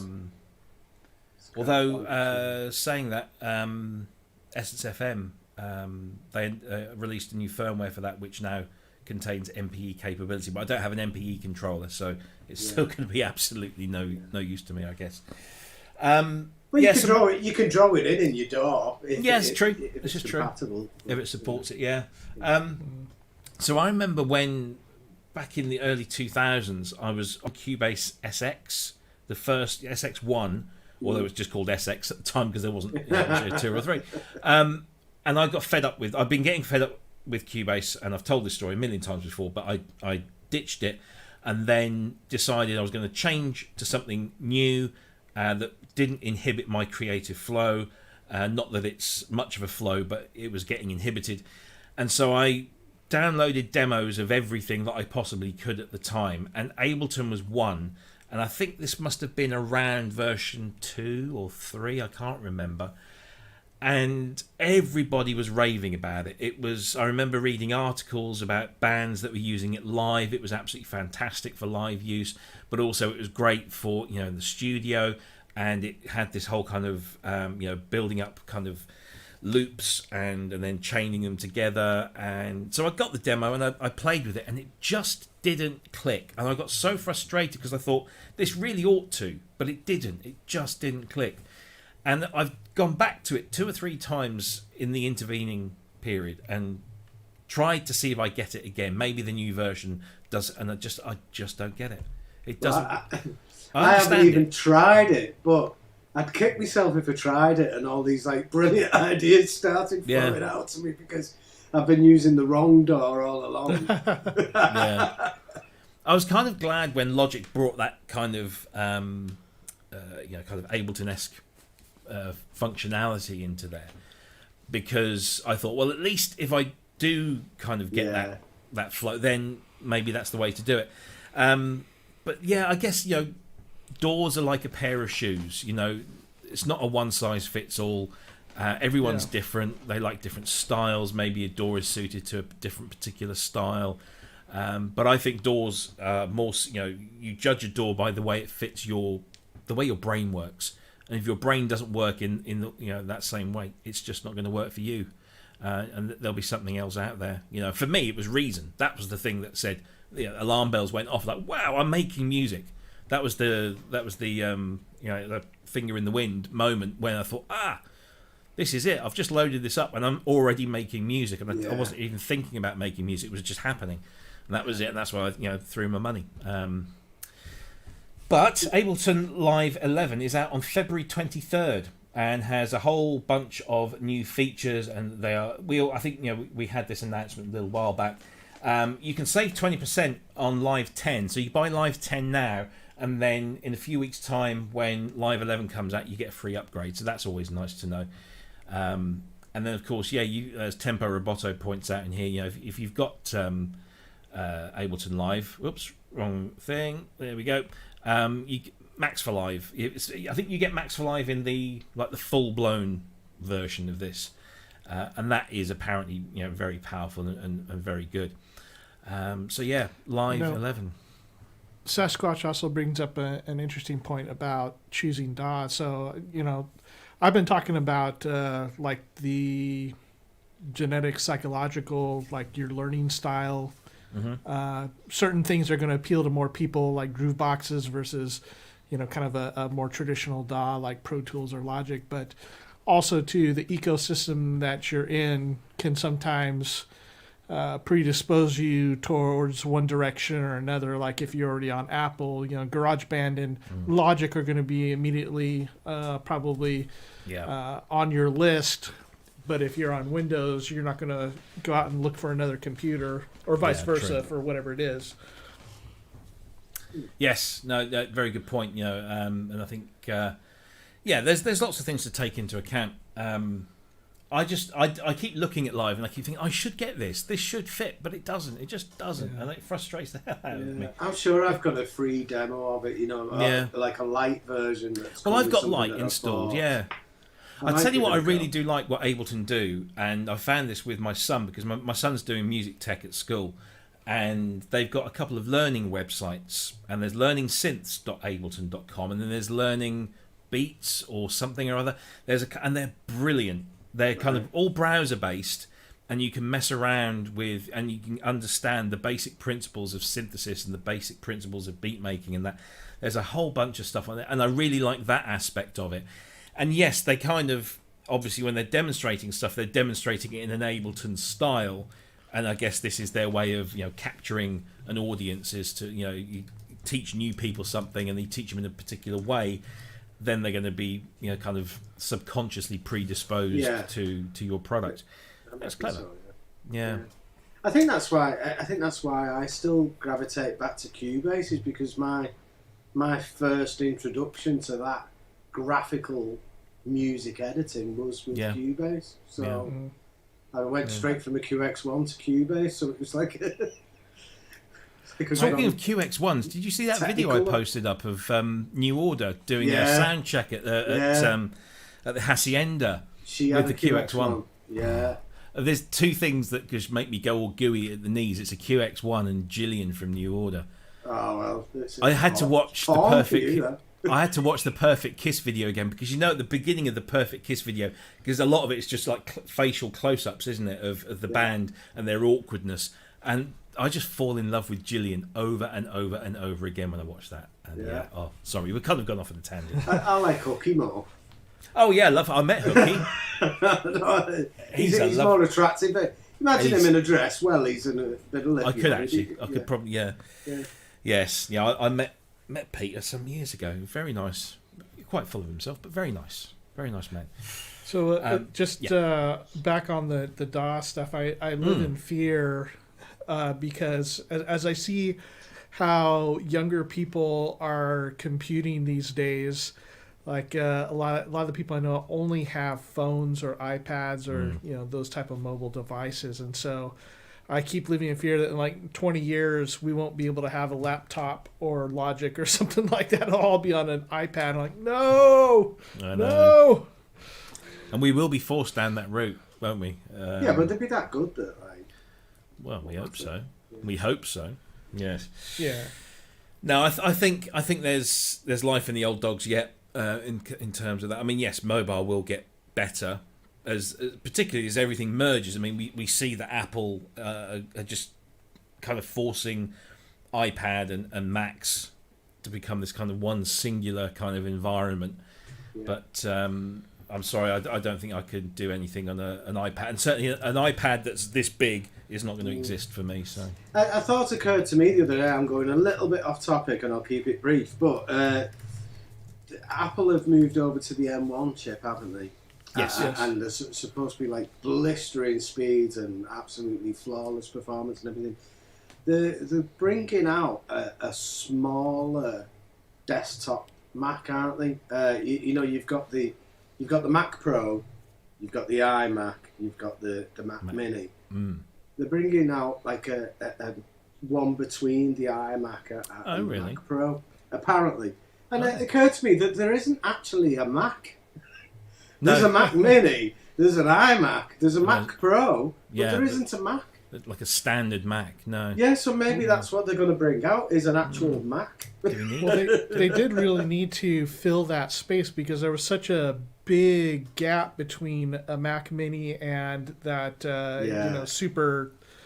was it the Mac Pro, the cheese grater one that they have that is $1,000 for a monitor stand? It's about 59 grand to get one that you can actually do anything with. Yeah, the specs are too low below for cheaper models. Yes. No, I mean, I was talking to my wife earlier today about changing this because she wants this, and I'm thinking, is this the right time to buy a new Mac, whether it's an iMac or a whatever? Because we're in that transition period now, aren't we, where M1s are out and people are quite impressed by them, but they're not established, and there's still some things in terms of software to be converted over. I can't afford a Mac Pro. A Mac Mini, it seems great value, but then you've got to pair it up with a monitor, which again is not a massive issue. I kind of liked. I always thought I would hate the all-in-one thing. I remember I used to work for Gateway Computers, and we had an all-in-one unit that was kind of our version of the original iMac. Do you remember, the CRT that had all those see-through coloured backs on them? We had one. I forget, it was called the Gateway Solo or something. No, that was the laptop. What was that called? I don't know. Anyway, it was our version of that, and I remember thinking to myself, I could never live with an all-in-one computer because of the restrictions compared to a regular kind of desktop or tower. Here I am, like, what am I now? I got this I got my first iMac 9 years ago. I would not look back. I love it. Absolutely love. This is my second one now, and I love the paradigm. I love the format. I splashed out a bit on this one when it was new, but I haven't regretted it because it's coming up to 11 years on, and I'm still using it for this tonight. Yeah, it's been relegated from the music computer to me other computer. This is what I do, like a bit of officey type stuff on or streaming. It's not good enough for the music in it anymore, but I can't complain. Can't complain at all. My old iMac was a 2006 or 2008, I can't remember. That's still going strong with my son, and he does Logic and stuff on there. Obviously nothing intensive, but it still works fine. This is a late 2013, and the only thing I've changed in this was the RAM. I've stuck 32 gig of RAM in it, and that's it. The one thing I would like to try and do is swap the hard drive and put an SSD in instead. I think that might give me another year or so on it. I've got an SSD in this, and you fitted give yours, it didn't a new lease of life. So Yeah. That makes a big difference. That's it. And I think because my MacBook has got an SSD and it's just like boom, boom, boom, boom, does it? Yeah, it's brilliant. So I'm thinking maybe an SSD in this will extend it for another year or so. And by then the M1s will have bedded in, or whatever the M1s or the M2s, whatever, and all the software will be hopefully compatible. And we'll see. But how do we get on to talking about computers? Anyway, I know it's my fault, that I think. Yeah, we'll blame Ben. Right. So let's see, what else have we got? Shall we have a little discussion? We've got half an hour or so left. Let's see. So we did have one sample and hold question. Oh yeah, go ahead. From Sasquatch, and it was recommendations on studio monitors, and that could be a great topic for everybody in the chat to chime in on, because So studio monitors, obviously very personal choice, because of the size of your room, your desk, and everyone's ears are different, and I guess we all hear things slightly differently. So throw your stuff into the chat room. What are your personal recommendations for studio monitors, and maybe also tell us for what kind of application you recommend them for. A little bedroom studio, or a proper full-blown thing like Ben's got over there, or what's yours? I'll kick off. My personal recommendation is IK Multimedia's iLouds, because they're small, they're compact, they sound big, and they're really nice. And I've got the ARC system in there to match them up to this room, which I find really useful, and they're pretty affordable. That's my recommendation. How about you, Cryss? Yeah, I had like some old Alesis for a long time, but they were absolutely terrible. And so as a kind of a stopgap, some years ago, I had bought the IK Multimedia iLoud monitors. And for the size, I mean, they're very compact, and if space is an issue, like those are definitely what you want to get, because they sound pretty good. Yeah. But they're very small. I did have a few little problems with them. So they're very small. But was it in November or December, I decided to upgrade my studio monitors, and I kind of had two purposes, because in the living room where I do a lot of patch creation, I just don't want to really sit and just watch TV or a movie or something. Like I want to do something. So we'll work on some patches out there, but I was able to move those iLouds out there, which was a huge upgrade out there, so I don't have to bring the synth back in here and do a lot of adjustments. Like most of it's already done by the time I'm like fine-tuning. But what I ended up going for, so I didn't want to spend a ton of money. I mean, you can really go crazy with monitors, and I wanted to get something that was going to last a long time, that would sound good. So I had been looking for quite a while, and I had almost done before some of the JBL speakers, because they have some ones that are not expensive that sound pretty decent, but their engineers, I guess, had left and started a company called Kali Audio, maybe. What does it say? I don't know. Kali is all it says on there, Kali, and they've got a couple different ranges of speakers, and so their later one, which is the N8, IN, and then the number 8, is the ones that I ended up going with. Liked the reviews on them. The price, I got a deal through Sweetwater, so I saved a pretty decent amount of money on them, and Sweetwater had limited edition in white, which appealed to me, and so I've been using those for a couple of months right now, and I'm really impressed. But I was a little surprised, because I was used to these little things, those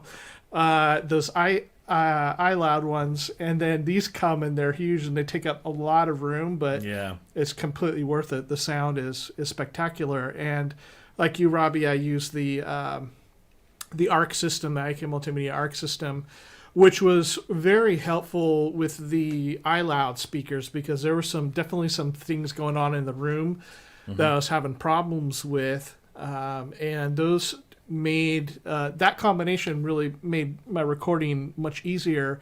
But then going to the Callies, I'm still using the ARC system, but it was amazing how these speakers just worked in this room. And there's not, when I look at the graphs of it, of how, what the software needs to do to even things out, it's very minimal on these. And so I've been very happy. Yeah. So Tempo Roboto in the chat room was just saying all those iLouds look way too small. And he's asking about the size of the woofers in them. I mean, the woofers in them are what, 3-4 inch woofers? They're small. Yeah. Do not. This is a classic case of do not get consumed by the size of the speaker compared to the size of the sound. Trust me.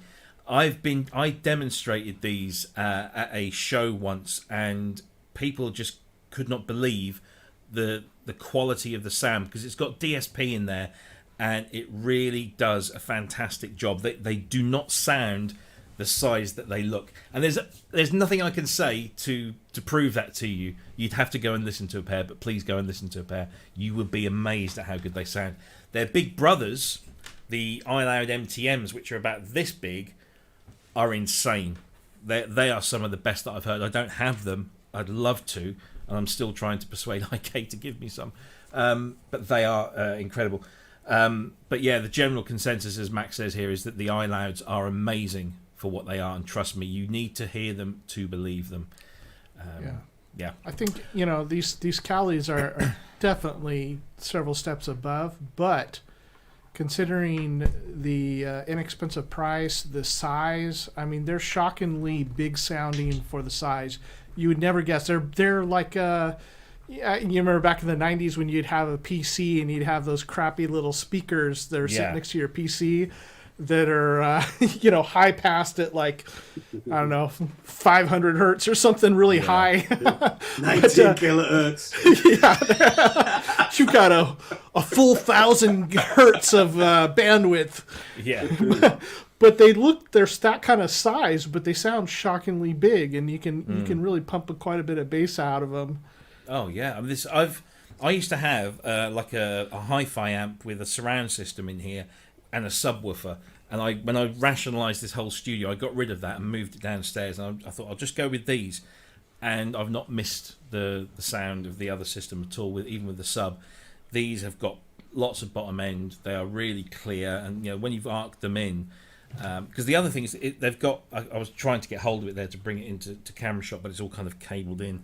But you've got these switches on there, so you can have flat EQ, or you can bring in your own EQ. Plus, it's got Bluetooth on there as well, which is really handy if you just want to zap your mobile phone to it and just play something. It's just there. Seriously, the quality is unbelievable. Ben, you got two big ones either side of your head.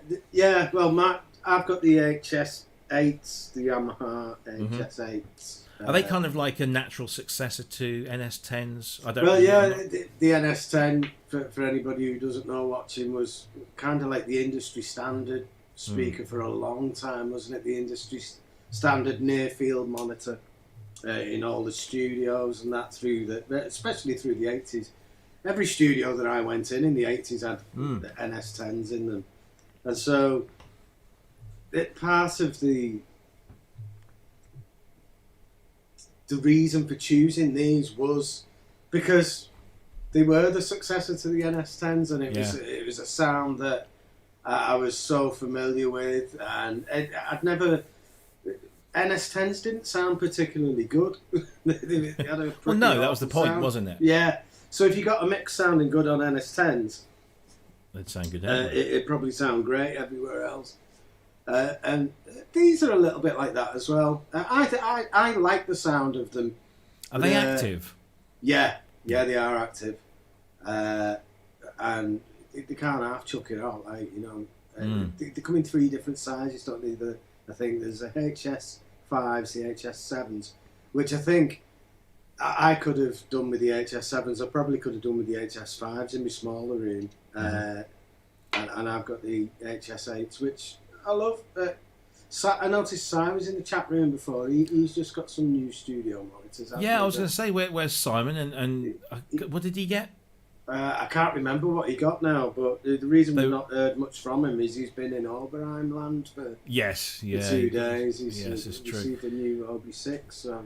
There's a lot of love for DT770s in here as well as headphones. I mean, because that's what you've got there, isn't it? Mm. Yeah. I think so. These are. I mean, I've had these now for over a decade. And fantastic, these. The only thing that's broken on them is that little bit of plastic. Just can't see you. There. Oh no! Duh. Thank you. So, now you took. So it's this little bit of plastic here. Yeah. If you obviously they twist, and sometimes if you twist it a bit too far, it starts to crack a little bit. So I had to replace those little bits of plastic. But again, hang on. When you say that you've had these for like, how long do you say you've had them? 10 years. Over a decade, yeah. Yeah, it's not like Trigger's brush, is it? Where like you had like new. Everything's been replaced. No. Seriously, I've just replaced those just because they had cracks in. They were still okay, but I just thought, no, I'll put some new ones of those on. And I bought some replacement pads because the other ones got a bit worn. But other than that, I mean, the quality has been absolutely fantastic. Yeah, they're great. Yeah. I wouldn't necessarily say they're the best to mix on, because they're closed backs, but they're great for monitoring and tracking and stuff. Yeah, he's had something delivered. When you're putting tracks together, it's superb, like, you know, because you don't really, you don't need to EQ anything and that with them. Got cracking response. So Cryss, let's have a look at your new lightsaber. What you got? Yeah, I've switched sides, so I need a different color.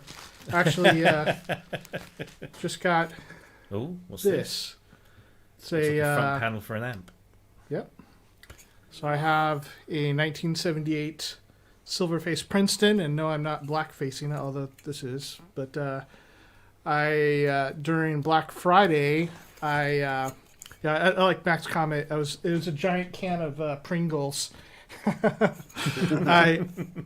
So the 70s Princeton's cabs are not quite as good as the 60s ones, and I had a really beautiful 68 early 68 Princeton that was gorgeous, but I sold it so my 78 sounds fantastic, and I've done some mods on it, and I decided that it needed a cabinet, and so I bought a cabinet, and I'll put a video up on that soon because this is the last thing I was waiting for, and did a couple of mods, got a new speaker in there, and then the thing is that the Silverface panel did not look very nice with my new cabinet, and I won't tell you what color it is. It's very shocking. But it needed black, so found a reproduction with Fender Musical Instruments version on here. So nice. Right, so we're talking about monitors. I think, I think we've had a whole bunch of recommendations there. Again, it's like doors, isn't it? You buy a set of monitors to suit your ears and your room, I guess. I don't know. Is there a standard?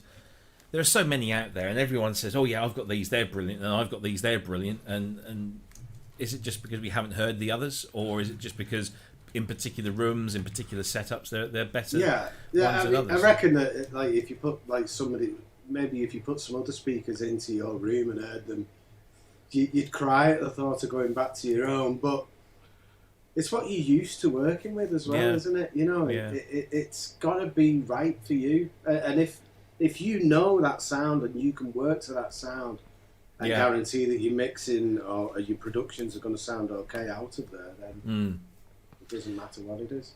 Yeah, I used to have JBL Control 1s, which were, again, they're kind of very flat, honest kind of. I still got them somewhere. I don't know where.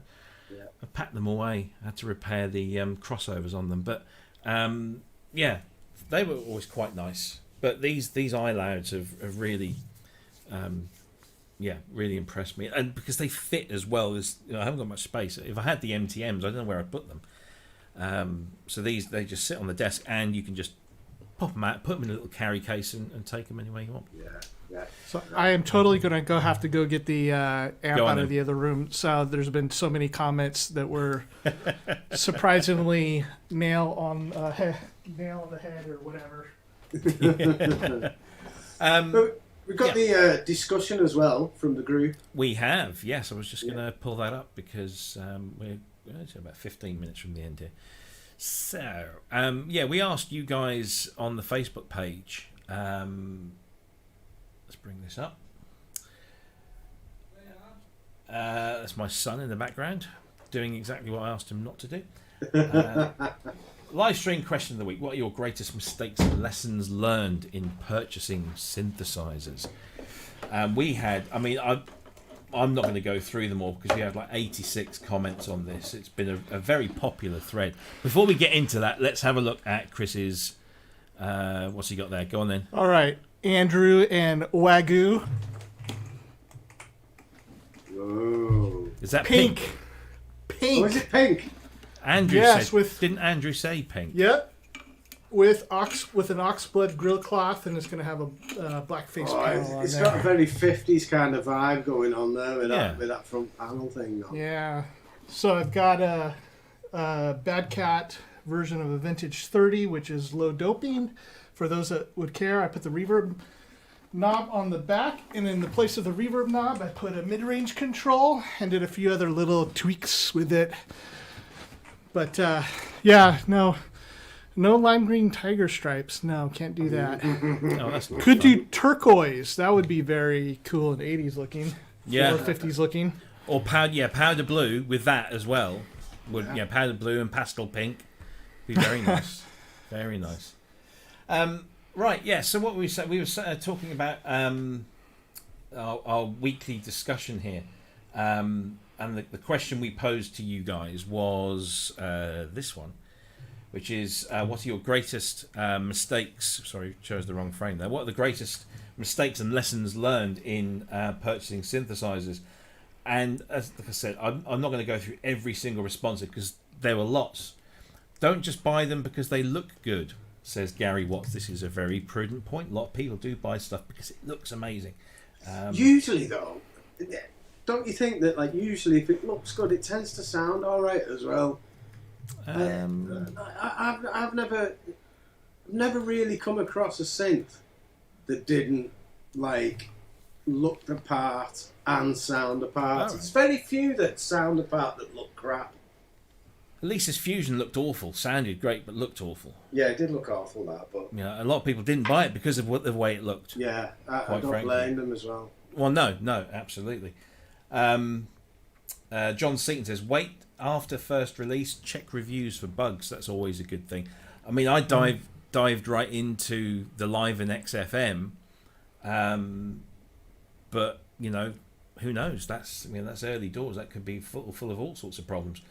But there was just so many great bits of information, some very funny bits of information. Ben says, see if you can borrow, even hire one for a while.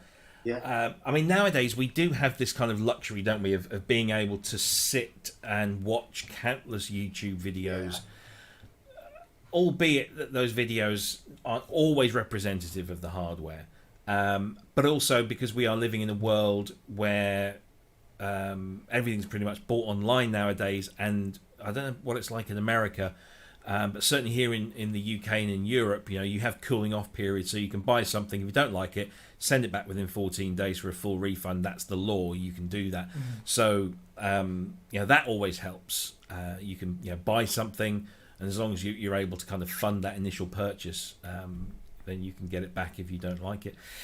So try before you buy. Andy Davidson, don't get so obsessed with sampling in 1991 that you swapped your ARP 2600 for a home hi-fi CD player so you could use sample CDs. Oh. What were you thinking? Avoid small shopping syndrome. I really want the That's $2,000 a good one. synth, but it's just too much to justify it. So instead, to feel better, I spend $180 a month on VST sample libraries, new headphones. 12 months down the line, I still ain't got the big thing I really wanted, yet I've spent the same amount of money. This is very true. Yeah, I thought that was one of the best pieces of advice, and something that I see a lot of people fall into that trap. And it's so easy because you want the instant gratification, and there's a lot of great cheap stuff out there. But then you think about how that all is accumulated, and I'd be like, man, I would have bought some really nice piece of gear with that. Yeah. And sometimes it gets a little more complicated.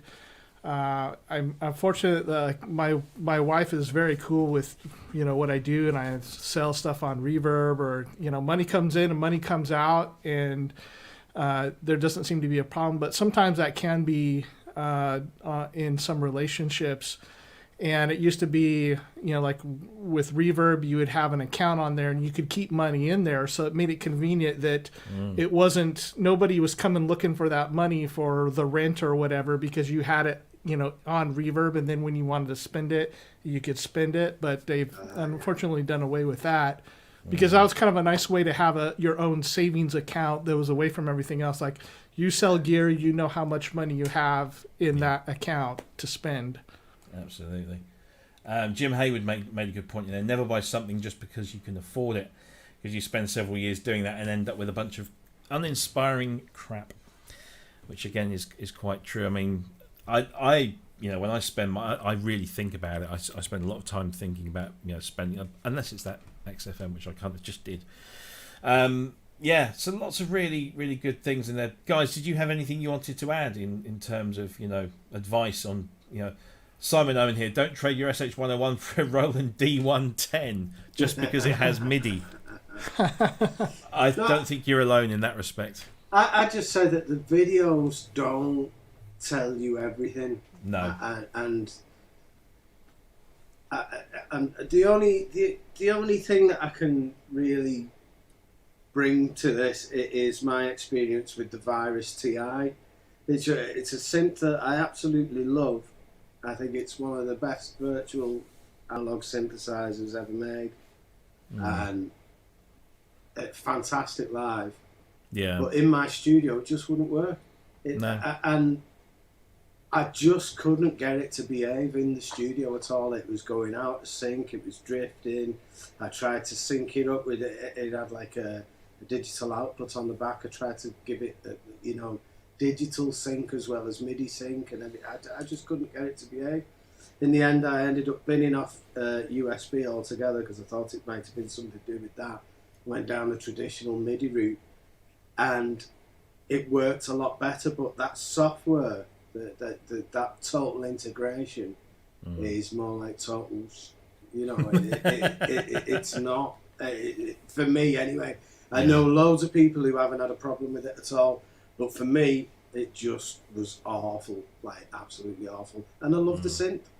So that's why I suggested try and get a hold of one and incorporate it into your own setup to see how it behaves and whether it fits your workflow and that, because you can't always get that from the videos. You can't get that from the videos. No, you can't, because these are hands-on machines at the end of the day. So, I think one skill that has really been important is learning how to read reviews, or even how to watch reviews if it's YouTube. Because there's nothing around. I used to have a great music store that was about 15 minutes away, and I knew the owner, and it was a great guy. Always gave me good deals, and I was able to go in and spend a couple hours just playing stuff if I was trying things out. So we just don't have that anymore. I mean, I went in, I had to do some errands a couple cities over, and I went into Guitar Center, and it was shockingly bare. I mean, there's hardly anything in there, and the stuff that's in there is pretty gross. So there's just not anywhere to try out gear anymore. And so being able to kind of be discerning, and it's not just in the music gear area, because I mean, so many of us are buying stuff online from websites or particularly Amazon, that you've got to learn how to read people and read reviews. And right away, like anybody that's just overly gushing about it, I mean, they may genuinely have that experience, but it's not useful to me in finding out a piece of gear. And I tend to look for the more critical responses. Now, if somebody can be balanced about it and go, I really love this thing, and it sounds wonderful. It has a few of these features that just are not working right, or they need to fix this or whatever. Those kind of reviews are a lot better. Yeah. And people tend to really knock the YouTube audio, and I think it's gotten better over the years, but Yeah. you can still kind of tell what stuff sounds like. I mean, you can get into the ballpark. So, Tipo Roboto says Perfect Circuit in Burbank. Yeah, I've been there once before, right before the COVID hit, and so that's a really amazing place, and that's one of the few places left that you could actually go and try gear you wanted to try. Like you go to Guitar Center, the one that I went to, and it's like basically romplers. Yeah. Or like workstations, like, well, there's nothing here that I'm interested in, but Perfect Circuit, you've got all sorts of boutique Euro rack and vintage gear. But of course, Ken says, live stream YouTube audio is horrid, and that's true. But for people making videos, like you can get an impression at least, and that if you do like the sound over YouTube, that usually it's going to sound pretty good when you have it in front of you. It's going to sound better. Yeah. Yeah, and I think a lot of companies now, they'll release a demonstration video. They'll also release audio stuff on SoundCloud. So you'd hope that would be a better representation of the actual audio. But yeah, I mean, it's that age-old lament of the music store of old, where you could go. I mean, I used to go to one of my local ones and spend an entire afternoon, if not day, in that place because you met friends there. Your friends were the people that worked there.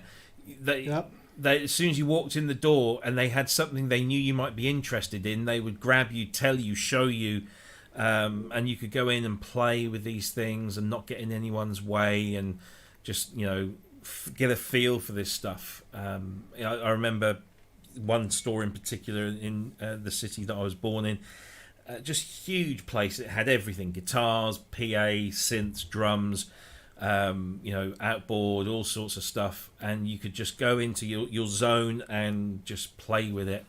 And if you didn't get a feel for it that day, maybe the next week you did, or and also you could hire stuff from them if you wanted to, and take it away for a week and try it at home as well. So it's Dawson's Ear used to be really good to me. I used to call in each week when I got paid and like give them like 25 quid or whatever, just keep stashing it up. I'd see something in the shop and say like, right, well I can't afford that, when you put it to one side and I'll pay you off week by week. Yeah. I never got the thing until I paid for it, but it was still good of them to do it, Yeah. Take it off sale and put it in the back. Like. Yeah. I mean, I'm definitely... Oh, sorry, go ahead. Go ahead, Robbie. No, I was just going to say, I definitely fell into that trap of buying cheap things on like eBay, or vintage things. I had a year or so where I was just buying lots of these little things that I'd always seen, that I'd always wanted, then bought them and realised I didn't really like them anyway. Luckily, in this environment, in this industry, if you hang on to it for just a little while, you can sell it and usually make your money back, if not maybe a little bit more, because things do tend to go up in value. Apparently, Ken is jealous of my shirt tonight. So yeah, it reminds me. I've got one of these. I've got another one of these downstairs that I need to start ripping open and swapping parts over. Robbie, is that the size printed on the front? Yes, Max. He's a northern version. Yeah. Hey, Max. Yeah. I completely forgot. I had one of those moments the other day when I thought, oh, I've got another Emacs downstairs that I need to work on. So, I've got must try and find some time to do that. Right. Okay, so that was some great responses there. Please keep adding to that thread. There's some really good responses. But I think the general consensus is try before you buy. Don't waste your money on cheap stuff when you could just be saving that to buy the thing you actually want. Don't do silly things by trading in. That's the second person here. Somebody else has now said, don't trade your pristine Korg Trident for a Roland D20 because you needed MIDI and couldn't afford a retro kit. Oh no! How many people are trading? Another person here buying a Roland GR55, assuming that I'd be able to plug a keyboard just because it got MIDI in it. Lots of people making some big MIDI-based mistakes here. There you go. That was our conversation topic of the week. Let's do this because we do like to plug each other when we do stuff. Cryss, tell us about your experience here with our very own Aaron from Impurfekt, because you appeared on his show, no less. Yeah, we had a chat a few days ago, and that was really fun about hardware and software, and it's a lot of our own experiences on trying to integrate the two and the differences, and it was really fun. So you can find that. It's Synth Hour, but if you want to hear two pretty introverted people talk for a long time, which we are. But I think we go for what? How long there? Like hour and 45 or something. Yeah, almost 2 hours there. So great conversation, very fun, and that's on his channel Impurfekt, which I will put in the chat because it's spelled different. Perfect. There we go. It's funny because I'm looking at you on that screen and I think, hang on a minute, Ah! lips aren't matching. Yeah. But also, you've avoided the embarrassing thing where you have actually changed your T-shirt. Oh yeah, well, You're not wearing the same, because I've done that. I've worn that stuff, and then the next week I'm doing the same thing, and I honestly have washed it. It's just that it's time. yeah. I've kind of dispensed with fashion, and if I can stick with T-shirt and jeans, so like every time it's like just T-shirt and jeans. Well, yeah. I mean, I just wear T-shirt and shorts. That's all I do. I'm a shorts guy. I'm one of those, the idiots that went out in the snow this week with his bins in his shorts and just didn't realise that it was that cold. When we was on a Sunday, I was always in my pyjamas. Like the bottom half of me was in my pyjamas and slippers. My wife actually went to did she go to the shop or the doctor's in her pyjamas? But she put something on over the top of it. Proper chavvy, bless her. Anyway, got to be careful because it's Valentine's Day on the 14th. Doing anything special? Well, I've got Vicky like some nail varnish, and I'm hoping that she's got me a Moog one. Yeah, because that's going to happen. You're gonna watch a Dave Spears documentary together? Yeah. For movie night? Yeah, she'll love that. Yeah. I tell you one thing we must ask our audience at one point, we do it now, is great synth documentary recommendations. I mean, I know there's the common ones like I Dream of Wires and of course Bright Sparks and that, but there are also some other smaller ones that seem to fall under the radar. There was a really good Mellotron one that I can't seem to find anymore. So yeah, there's it'd be interesting to know. Sometimes even just the interviews are great. Like I had mentioned, I watched several hours interview with Tom Oberheim, and it was, I believe, done at a university, and you'll know if you find the same one because Tom comes out in like a black and white striped T-shirt, and the interview has one that's very similar, and so the interviewer is very engaged and Tom, just taking Tom going through the stories of how everything happened and how he developed these things. It's absolutely fascinating. With those poor university students, like, really didn't care, and every time they pan to the audience, they're just like, I'm like, no, this is wonderful. Gold. Yeah. X101 in the chat room says, I really want to see the Don Lewis one. Can't find it anywhere. It's not, I don't believe it is online to stream, but it is available on physical media. I bought my copy from Amazon. Had to get it from Amazon US. But it's available in the US at Walmart, Target, Amazon, and Best Buy. And it is a brilliant documentary. I've got nothing to play a physical thing on anymore. Really? I don't think so. Wow. We've got a PlayStation, but it's not, That'll do it. Yeah, but you've got to dig it out, and it's dead loud as well. It's like... it sounds like somebody's got like a wind. I don't think the blowing it out. Yeah. I was just trying to think. It doesn't say that it's available for streaming anywhere. It's purely physical. I interviewed Don and the guy Ned Augustenborg who produced and directed the film, and I think they are hoping for some streaming stuff to come online. But yeah, if you can get hold of it, I think Amazon is probably the best in terms of a global reach. But yeah, go and have a look at that one.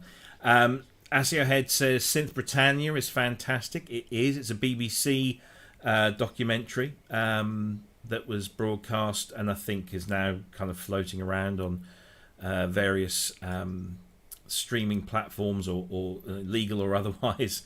There is a great Moog documentary called just Moog, and it was directed by a Swedish guy, I'd like to say, I think. And that seems to have got lost in like, I don't know whether it's just licensing or stuff.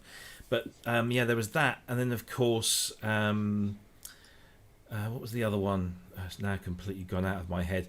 Maybe somebody said it in the chat room. But yeah, there are some good stuff. And yeah, Native VS, I was just going to say it. Red Bull Music Academy always has some good interviews. They're usually an hour or 2 hours long. Lots of stuff to use to watch there. Been enjoying some of the Sunset Sound ones they've done. They had talking about albums that have been recorded in there, and they did quite a few on Van Halen or Eddie Van Halen, and experiences recording like Van Halen 1 that were really interesting. And classic albums, that series of documentaries. Oh, yeah. You know, there are one or two, not so good ones, but some of them. I mean, the Stevie Wonder Songs in the Key of Life is brilliant. Steely Dan Asia is really good. Fleetwood Mac Rumours is really good. But there's a whole, and Peter Gabriel's So is on there as well. And, yeah, I've seen that one. Yeah, and they, I believe, are all on Amazon Prime. So if you're an Amazon Prime subscriber, certainly here in the UK anyway, you can go and find those. Jupiter Boys just reminded me that was the one I was trying to think of, the 808 documentary, which is really good. And that is good, yeah. Of course, Alex Ball's Electromotive, which is fantastic. There's also one, I'm going to have to plug this one, by Mad Fame on YouTube, it's only about 20-25 minutes, about the history of the DX synthesizer, which is really good, full of great information and a really good timeline. And he's done some stuff there. But yeah, Alex Ball's stuff is really good. And what was the other thing? On the BBC at the moment, here in the UK, I think it was produced in conjunction with an American company, was The Story, is it called The Story of Hip Hop? It's like 5 or 6 episodes about specific hip hop songs that like changed the game. So you've got Kanye's Jesus Walk With Me was one. Another episode is Run DMC. It's each episode concentrates on one particular track that kind of shaped hip hop, and they are really, really good at the moment. So if you're in the UK, or you can get hold of those, they're excellent. I'm trying to think of some more, because we are kind of in these times now. We're kind of flicking through our streaming services looking for something decent to watch. Max says the Run DMC one was good. That really was good, and I got a bit emotional, I have to say, when they started talking about their DJ, whose name is just literally Jam Master J. Because obviously he came to a rather horrible end. But yeah, it was great to see both Run and D together. Kind of present day, because I haven't seen that. They were so big, weren't they? Yeah, they were great. Oh, and they were a really positive group too. Oh, absolutely. And the Beastie Boys, the Spike Jones documentary, because it's them on stage talking to an audience and then interspersed with these clips. It's very cleverly done. And if you watch that, I think because it's on Apple TV Plus, there's a whole bunch of extra stuff as well that you can watch, outtakes that didn't kind of make it into the cut. There's a brilliant clip where they talk this journey, talking about MCA. It's just, it gets quite emotional, that one as well. Some really good stuff. Anyway, kind of spinning off there. Any other recommendations for documentaries or TV shows? I just enjoyed the studio ones. Yeah. I think there's been some on the Wrecking Crew, and just slipped my mind. What's the name of the studio in the South that did a lot of the R&B records? Oh, man. I can't remember. That was a great documentary. Yeah. Of course, Beatles Anthology, if you can ever find that. I mean, I bought the box set of that. I don't know if that's available for streaming anywhere, but that was a brilliant documentary series. It goes on for about 10 hours, I think, in total. That's really, really good. Yes. Well, there we go. I think we've kind of done everything we were going to do. It's been a bit of a slow news week, but we got some good stuff out there. In case you are late to the show, and because we want to plug it again, don't forget, in 2 weeks' time, we have the wonderful Michelle Mokusa as our very special guest on the show. That's February the 26th. She's going to be live in with us here. You'll be able to post your questions, and we'll throw those at her and see what she comes back with. She's going to be talking all things Bob Moog Foundation, the Moogseum, and of course we're going to be quizzing her about her experience making Electronic Voyager, the documentary movie about her father, that is hopefully coming out fairly soon. I know they kind of run a bit low on funds, but Michelle will be joining us live here on this channel at 7 p.m. UK time on Friday the 26th of February. So really, really, really, really looking forward to that. And we're going to start a post on the Facebook page where you can put some questions in. So if you can't make it to the live show, but you want to ask a question, or you just want to get it in there to make sure we get it, we'll sort that out there as well. So fantastic. Anything else from you guys this week? You up to anything? Still more of the same, unfortunately. I've not been doing much music lately because I've been having to build a website for the band. But when are you building our website, by the way? Whenever I've got some time. But we do need a website. I will look into that soon. But I want to try and get onto some music again this week. Yeah, I feel terribly guilty because I keep demanding graphics off of you, and you do such good graphics. I'm always doing graphics. You are. Yeah, but you're always good at do it. graphics. That's part of my day job as well. And yeah. Yeah. I do like it. Yeah, you do, and you do a fantastic job, and we totally appreciate it. Chris, how about you? What are you doing this weekend? Anything fun? Got anything lined up for the week? Well, we got Valentine's Day, and probably finish working on my amplifier. Oh yes. This afternoon, so I'm looking forward to do that. I put a couple guitar videos out, which will immediately get have one dislike from one more recent subscriber who gets upset that I put guitar videos out. It's like clockwork. Well, this is not going to help me make synth videos if you dislike guitar videos. We had that when I put the Pro Synth Network solo videos up. Literally, I published it, and within 5 seconds we got a dislike on it. I'm thinking, you can't have disliked that by watching it. So what are you disliking? I just don't get it. I know some people bear it. I try to figure out what they want or what they're getting at. Like, okay, so you only dislike the guitar videos, and it's only one on all of them, and so you must be trying to tell me some message. It's not that they don't like me because they don't dislike the synth videos. But on the guitar ones, so if you don't, maybe they are trying to get me to not make guitar videos, which would mean I'd make more synth videos. I'm not going to make any more synth videos anymore, in addition to the ones I already make. Yeah. So, Yeah. There's no point in disliking it. Yeah. I also forgot to re-mention that we are now kind of spreading ourselves around social media like the whores that we are. So we are now on Twitter at SynthPro, and also we're on Instagram at ProSynthNet, and of course we have our Facebook page, as you're all already probably very familiar with. And don't forget that the ProSynth Network solo series of videos that we spoke about, these kind of bite-sized chunks, highlights from the weekly broadcast, they are going up not only on YouTube, but they're also on Instagram TV. So if you go and follow us on Instagram, and you'll be able to watch what we've got already going on there as well. And you know what I didn't do is I didn't promote this show on Instagram and Twitter. Did you guys? Did any of you think of that? I put it on Twitter. Oh, you absolute ledge! You absolute ledge. So one thing I wanted to do before we say goodbye. So I'm going to do this is the obligatory social media kind of thing here. So let's flip the camera around. So I'm going to get a picture of me doing the show live with you guys on screen. Give us a wave. Did that work? Yeah. I was doing the typical thingy.